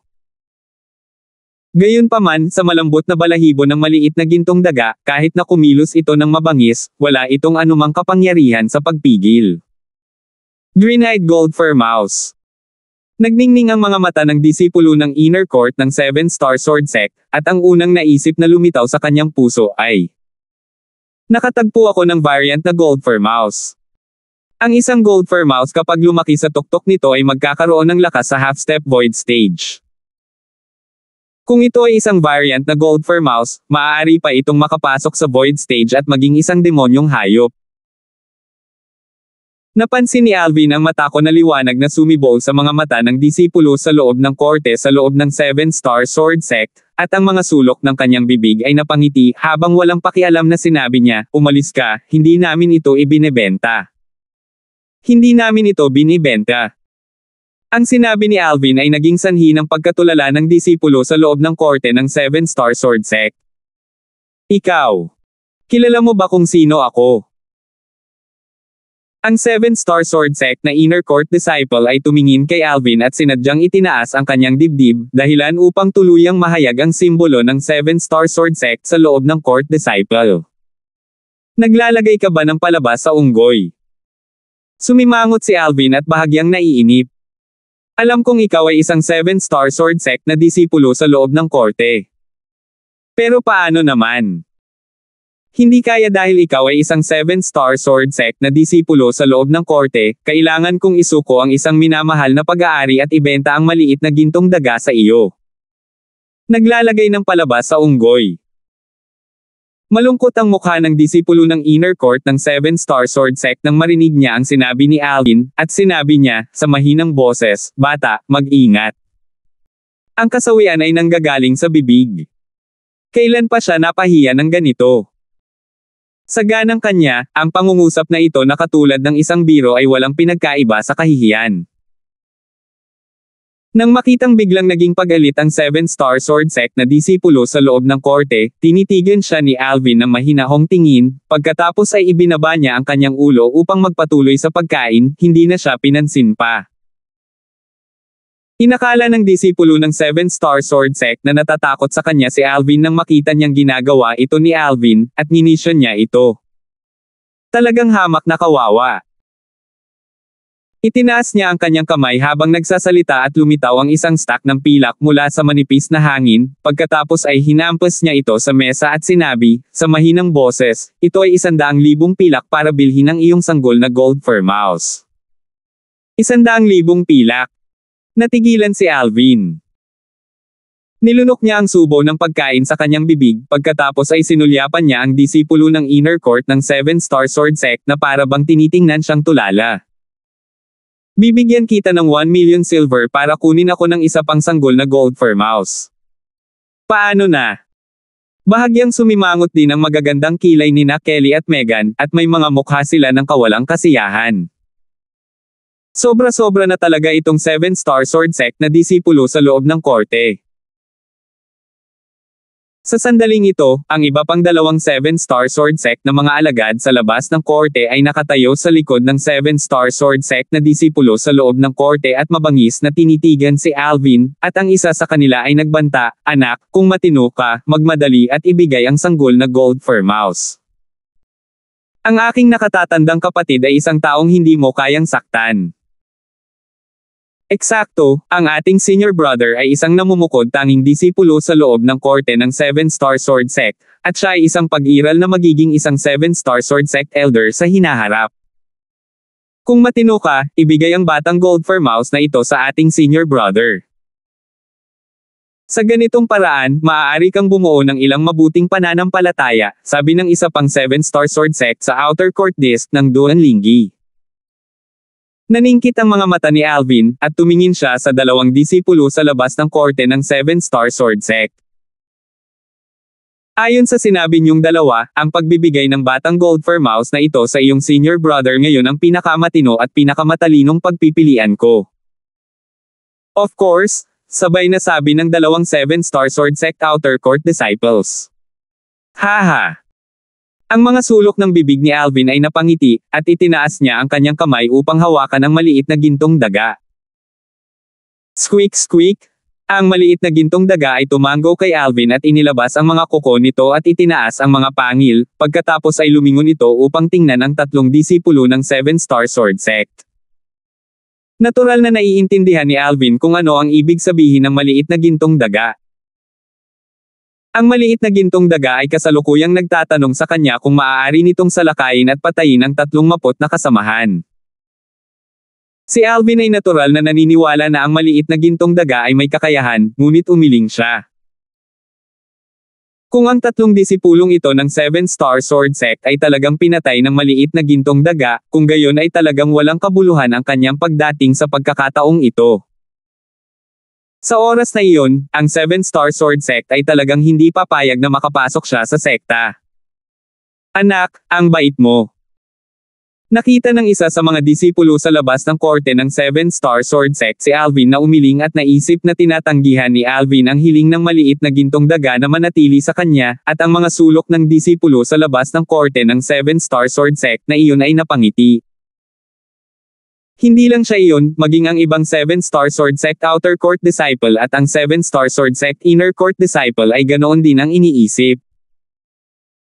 Ang mukha ng mga disipulo sa loob ng korte ng 7-Star Sword Sect ay nagpakita ng ngiti ng tagumpay.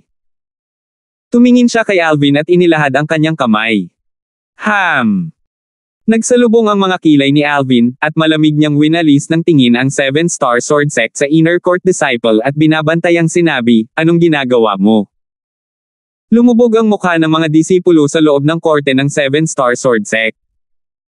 "Anak, pinaglalaroan mo ba ako?" "Pinaglalaroan ka." Natigilan si Alvin.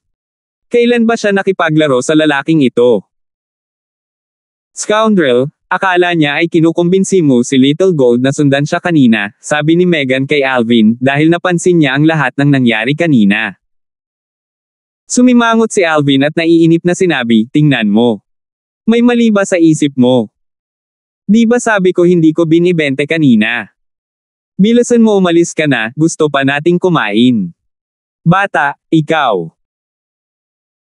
Naging malungkot ang mukha ng disipulo ng inner court ng 7-Star Sword Sect, pagkatapos ay marahas na nagpapuwersa ang kanyang naka-extend na kamay, nagngangalit ang origin energy, at sa itaas niya, 110 sinaunang mammoth silhouette ang namuo.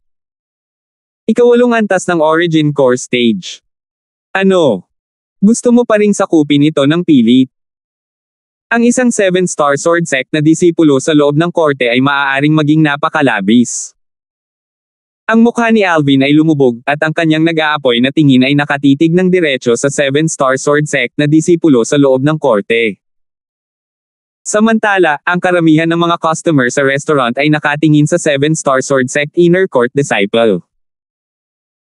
Ang isang 7-Star Sword Sect na disipulo sa loob ng korte ay nangaagaw ng mga gamit ng iba. Hindi maaari. Ang 7-Star Sword Sect ay palaging mahigpit at walang kinikilingan sa mga alituntunin nito. Mahigpit nilang ipinagbabawal ang kanilang mga alagad na gamitin ang kanilang lakas para aibuli ang mahihina. Hindi ba't sinabi ng nakababatang kapatid na ito na gustong agawin ng alagad ng 7-Star Sword Sect na ito ang kanyang mga gamit?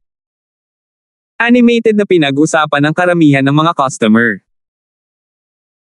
Nang mapansin ng disipulo ng Seven Star Sword Sect sa loob ng korte ang mga tingin sa paligid, lumubog ang kanyang mukha, at ang mga sulok ng kanyang bibig ay napangiti habang sinasabi, sa malakas na boses, "Bata, naibenta mo na sa akin ang gold fur mouse na ito. Ngayon ay babalik ka sa iyong sinabi. Babawi lang ako sa sarili kong mga gamit." So parang ganon. Tulad ng sinabi ko, hindi gagamitin ng mga disipulo ng Seven Star Sword Sect ang kanilang lakas para ay bully ang mahihina. Dapat may integridad ang isang tao. Dahil napagkasunduan mo ang isang tao, dapat mong gawin ang sinasabi mo. Masyado nang lumayo ang binatang ito. Biglang naunawaan ang mga customer na naroroon, at saglit, tumayo silang lahat sa gilid ng disipulo ng inner court ng Seven Star Sword Sect at tinuligsa si Alvin. Walang hiya. Nagalit sina Megan at Kelly hanggang sa namula ang kanilang mga mukha nang marinig nila ang sinabi ng disipulo sa loob ng korte ng Seven Star Sword Sect, dahil hindi nila akalain na ang isang disipulo sa loob ng korte ng Seven Star Sword Sect ay talagang magsasalita ng irresponsibleng ganito. Haha! Mukhang sa loob ng buong Seven Star Sword Sect, hindi lahat ay kayang sumunod sa mga patakaran ng sekta. Tumawa si Alvin, tumawa siya ng napakatalino, at bumaba ang kanyang tingin sa disipulo ng inner court ng Seven Star Sword Sect. Anak, hindi mo na kailangang magdahilan. Pumayag ka na ibenta sa akin itong sanggol na gold fur mouse, ngayon ibigay mo na. Bibigyan kita ng pagkakataon. Kung hindi, huwag mo akong sisihin sa pagiging walang awa. Ang disipulo ng inner court ng Seven Star Sword Sect ay tumitig kay Alvin at ang siksik na hangarin sa pagpatay ay kumikislap sa kanyang mga mata. Young man, since pumayag ka na, then hand it over to him. Oo, gaya ng kasabihan, ang isang tao ay walang kabuluhan kung wala ang kanyang salita. Ang integridad ay napakahalaga, at hindi na kailangang mawala ang iyong buhay dahil dito. Ignorante na talaga ang mga kabataan ngayon.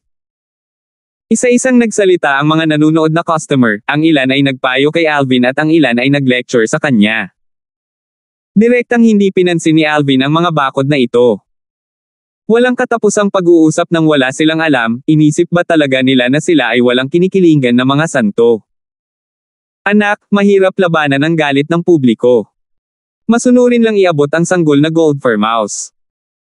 Ang disipulo ng inner court ng Seven Star Sword Sect ay hindi naiwasang magbunyag ng bakas ng kasiyahan nang marinig niya ang napakaraming tao na tumulong sa kanya na tuligsain si Alvin. Eksakto, bilasan mo iabot mo. Kung hindi, papusan ka namin sa kahihinatnan. Anak, ang bait mo.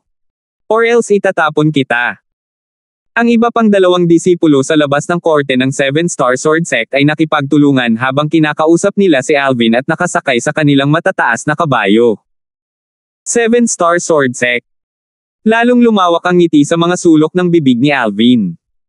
Oo naman, may mga itim na itlog sa lahat ng dako. Kahit na ang nangungunang sekta ng Azure Forest Imperial Kingdom, ang Seven Star Sword Sect, ay hindi kasama. Ang tatlong alagad ng Seven Star Sword Sect na ito ay nahilig sa maliit na gintong daga, kaya't hindi sila nag-iwan ng hindi ginagamit, nagiging itim na puti, at para sa paggamit ng kanilang layunin ay hindi sila titigil sa wala. Tumingin si Alvin sa tatlong disipulo ng Seven Star Sword Sect at walang pakialam na nagtanong, paano kung hindi ko ito ibigay? Siya ay may isang walang malasakit na ekspresyon. Parang hindi niya sineseryoso ang tatlo. Actually, hindi niya talaga sineseryoso ang mga ito. Tatlo lang ang pag-iral sa Origin Core Stage. Ang mukha ng mga disipulo sa loob ng korte ng Seven Star Sword Sect ay lumubog, at sinabi niya na may matuwid na galit, bata, mukhang sinasadya mo kaming paglaruan. Ang Origin Energy sa kanyang kamay ay nagngangalit ng hindi mapakali. Lahat ng sinabi niya ngayon ay halatang nagbibigay ng batayan para sa kanyang walang awa na pag-atake sa susunod na sandali. Sa ganitong paraan, siya ay nasa tama, at walang sino man ang magsasabi na ito ay isang Seven Star Sword Sect na disipulo na sinamantala ang kanyang sekta upang mangbuli ng isa pa. At ang katotohanan ay tiyak na ganito. Nang marinig ang sinabi ng disipulo ng inner court ng Seven Star Sword Sect, ang mga tunog ng pagbuntong hininga na may emosyon ay narinig sa loob ng restaurant gaya ng inaasahan. Masyadong padalos-dalos ang mga kabataan ngayon. Not to mention not keeping to their words, ang dami nilang palusot at sobrang yabang. Ngayon, masisisi lang niya ang sarili niya kung mapatay siya nitong 7-star sword sect na inner court disciple. Eksakto. Kung namatay siya para sa wala. Tutal, wala siya sa tama. Tinulungan ng tinig ang boses ng 7-star sword sect na inner court disciple na bumuo ng mga pangyayari ng higit pa. Kayong lahat. Paano kayong magkakaganito?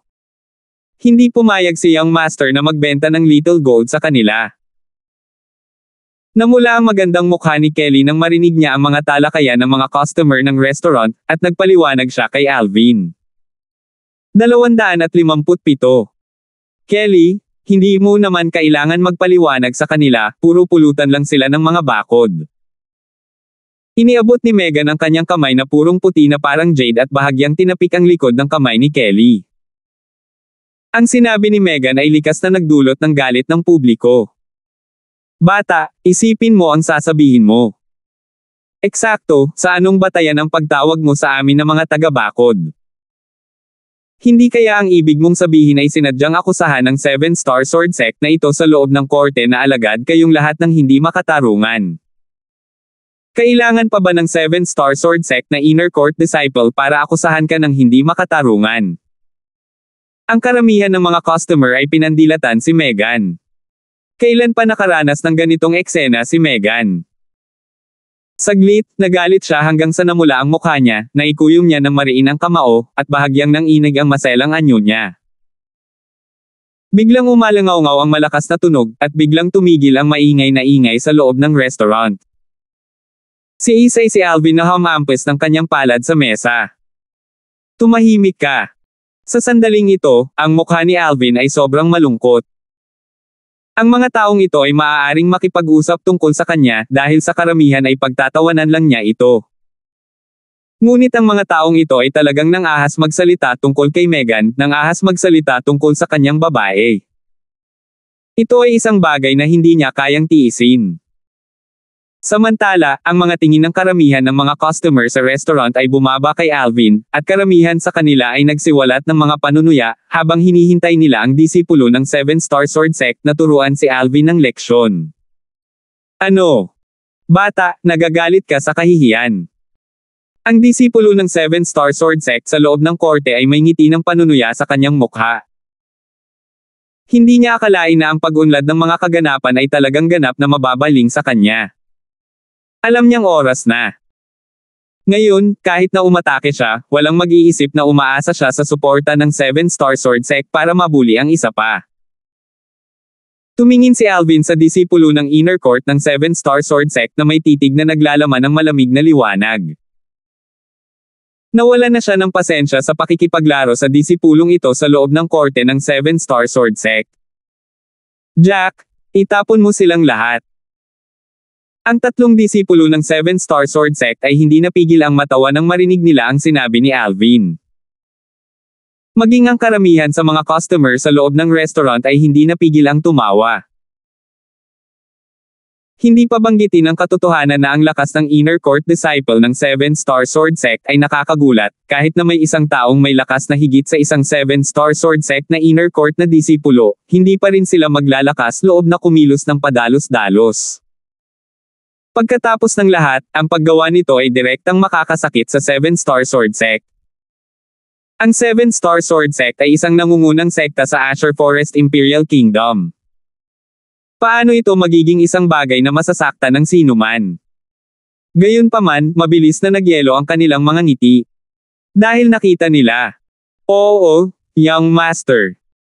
Sumagot si Jack pagkatapos ay nag-flash out ang kanyang figure na parang nagiging bugzo ng hangin. Sa sandaling tumigil ang mga ngiti ng tatlong alagad ng 7-star sword sect, si Jack ay sumalakay na parang kidlat, isa-isa silang sinalo at direktang itinapon palabas ng restaurant. Bang! Bang! Bang! Tatlong malalakas na kalabog ang umalangaw-ngaw mula sa labas ng restaurant, at kasabay ng mga kalabog ay tatlong matinis na sigaw. Natahimik ang restaurant dahil lahat ng mga customer sa loob ay natulala. Hindi sila natigilan sa lakas ng nascent soul stage na ipinahayag ni Jack. Sa halip natulala sila sa katotohanang naglakas loob si Jack na hawakan ang isang disipulo ng 7-Star Sword Sect. Ang 7-Star Sword Sect ay sikat sa pagiging protection sa kanilang sarili. Naisip nila na ang nasa katanghaliang gulang na lalaking ito ay tiyak na makakatagpo ng malaking kapahamakan dahil nang ahas siyang hawakan ang mga disipulo ng 7-Star Sword Sect. Paano nila malalaman na ang tatlong disipulo ng 7-Star Sword Sect na iyon ay hindi pupunta sa mga elder ng sekta tungkol sa bagay na ito? Ang pagiging nasa kanan nila ay isang huwad na harapan lamang. Ang mga elder ng 7-Star Sword Sect ay hindi tanga at hindi ganoon kadaling lokohin. Pagbili ng sanggol na gold for mouse sa halagang 100,000 pilak. Umaasa na ito sa suporta ng sekta para mangbuli ng isa pa. Kaya't ang tatlong disipulo ng 7-Star Sword Sect ay mabangis na pinandilatan si Alvin bago umalis na ang kanilang mga buntot ay nasa pagitan ng kanilang mga binti. Senior brother, pwede bang pabayaan na natin ito? Ang isa sa mga disipulo sa labas ng korte ng 7-Star Sword Sect ay may mukha na puno ng ayaw. Ano pa bang magagawa mo? Hindi ko inaasahan na may nascent soul na martial artist sa tabi niya.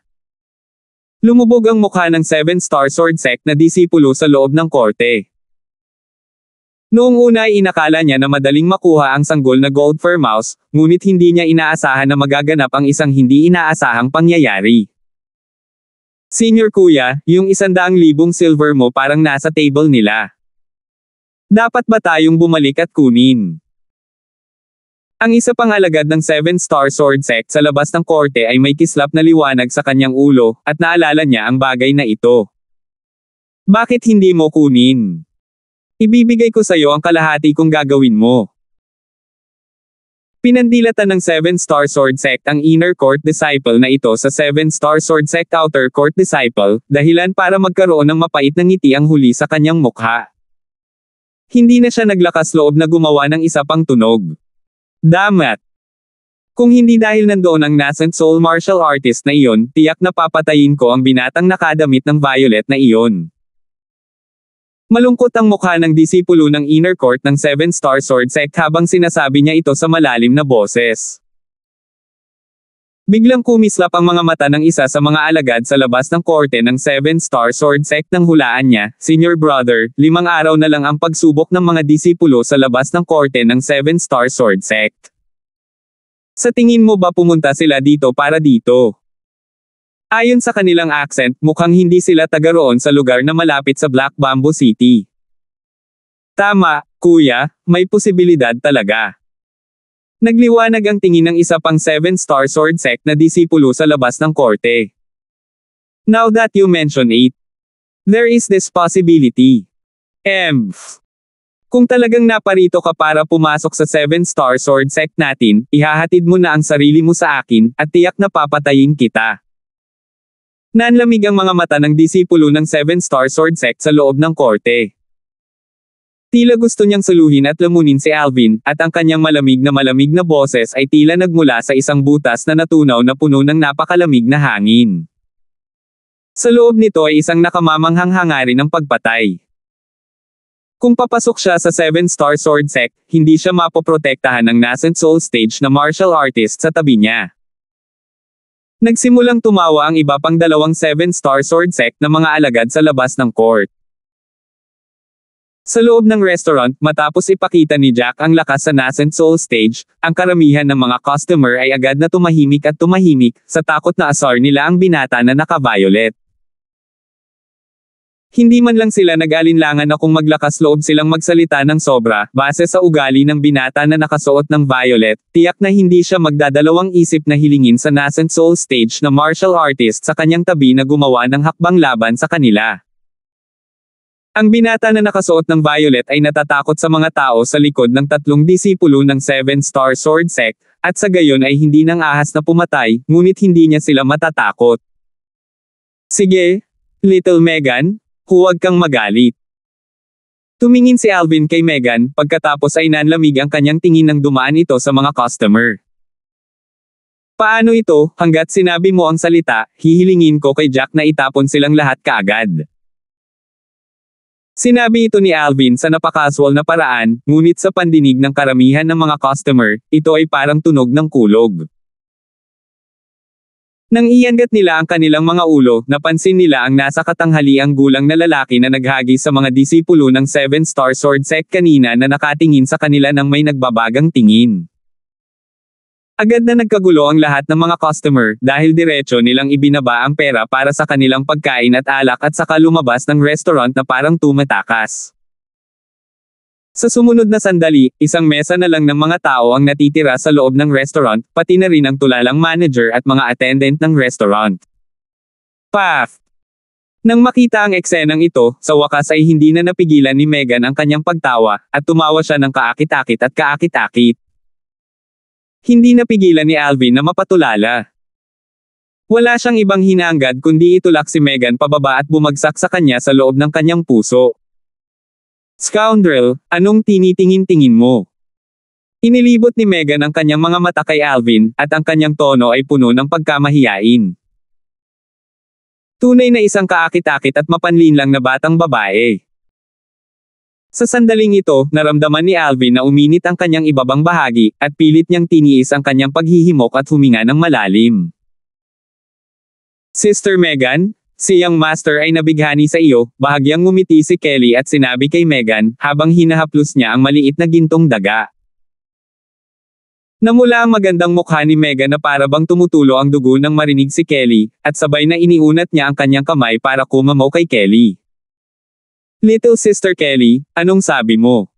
Ah! Nakakainis. Sister Megan, patawarin mo ako. Wala akong sinabi, wala akong sinabi. Nagmamadaling humingi ng awa si Kelly. Squeak squeak! Tila naging manunood ang maliit na gintong daga nang makita ang eksenang ito, at tuwang-tuwang pinanood sina Kelly at Megan na naglalaro. Umikot ang pares ng jade green nitong mga mata habang kumikislap ang mga ito na may kakaibang kinang. Umiling si Alvin at ngumiti, at bahagyang gumanda ang kanyang kalooban. 7-star sword sect. Kapag nakapasok na ako, Kelly, at Megan dito, tiyak na makakaharap namin ang tatlong iyon mula pa noon. Sana ay maging matino sila at hindi na sila muling maghanap ng gulo sa akin. Kung hindi, Biglang, tila may naalala, isang bakas ng malamig na liwanag ang kumislap sa mga mata ni Alvin. Asher Forest Imperial Kingdom, Imperial City. Ikaw. Anong sabi mo? Sabi mo patay na ang anak ko. Sa isang maluwang na courtyard house, tinitigan ng isang matandang lalaki ang nasa katanghaliang gulang na lalaki na nakatayo sa harap niya, at ang kanyang mga mata ay nagpahayag ng matinding layunin ng pagpatay. Oo. Nanginginig ang katawan ng medyo may edad na. Ang matandang lalaki na kasalukuyang nakatayo sa harapan niya ay isang pag-iral na nagpatawag ng hangin at tumawag ng ulan sa loob ng Jade Magnolia Trading Company, ang vice-presidente ng buong Jade Magnolia Trading Company, Arlott. Isang pag-iral sa ika-6 na antas ng Void Pryang Stage. Galit na galit, isang nakakatakot na presyon ang ibinuga mula kay Arlott at binalot ang nasa katanghaliang gulang na lalaki, na naging sanhi ng paghihirap ng kanyang paghinga. Guwang! Malungkot na bulalas ni Arlott, at ang kanyang nalilitong mga mata ay agad na nagbuga ng maliwanag na kumikislap na may pulang-pula na layunin ng pagpatay. Namutla ang mukha ng nasa katanghaliang gulang na lalaki nang maramdaman niya ang paglaki ng aura mula sa katawan ni Arlott, at nagngangalit ang kanyang mga ngipin habang nagtitiis. Naniniwala siya na kung magpapatuloy ito, malamang na hindi magtatagal ay bumagsak siya sa lupa. Sa wakas, ang nagngangalit na aura na nakaunat mula sa katawan ni Arlott ay naglaho, at ang nakakatakot na presyon ay nawala kasama nito, na nagpapahintulot sa nasa katanghaliang gulang na lalaki na makahinga ng maluwag. Speak! What happened? Sino ang pumatay sa anak ko? Tumingin si Arlott sa nasa katanghaliang gulang na lalaki, at ang kanyang mga mata ay napuno ng siksik, malamig na liwanag na tila naghihintay na lumunok ng isang tao. Ang nasa katanghaliang gulang na lalaki ay nagpakawala ng malamig na hangin. Sa sandaling ito, nagkaroon siya ng ilusyon na sa halip na isang taong nakatayo sa kanyang harapan ngayon, ito ay isang makamandag na ahas, isang nakakatakot na makamandag na ahas na maaaring mamatay sa isang iglap. Lord Arlott, ang taong gumawa nito ay isang pag-iral sa Void Prying stage. Napabuntong hininga ang nasa katanghaliang gulang na lalaki at dahan-daang nagsabi, nangyari ang bagay na ito pagkatapos ng auction ng Mayor Clan Auction House 3 buwan na ang nakakaraan. Kasunod nito, sinabi ng nasa katanghaliang gulang na lalaki ang lahat ng natutunan niya mula sa Mayor Clan ng Black Queen City. Isang binata na naka-violet. Naglabas ng 71% Purity Origin Strength Enning Peel. Lumubog ang mukha ni Arlott. Nang marinig niya ito, maging siya ay hindi maiwasang magulat. Isang medicinal pill na may purity na 71%. Noong nakaraan, sa kanyang opinyon, ito ay isang bagay na halos imposibleng umiral. Ngayon, hindi niya maiwasang bahagyang matakot. Kung ang taong iyon ay nakapag-take out ng ganoong origin strength enning pill, ibig sabihin ba nito na nasa likod ng taong iyon ang isang mabigat na alchemist? Marahil ay naunawaan ng nasa katanghaliang gulang na lalaki ang takot ni Arlott, at idinagdag niya, Lord Arlott, ayon sa Mayor Clan, na ang origin strength enning pill ay isang bagay na nakuha ng binata ng hindi sinasadya. At wala siyang anumang relasyon sa alchemist na nagpino sa origin strength enning pill na iyon.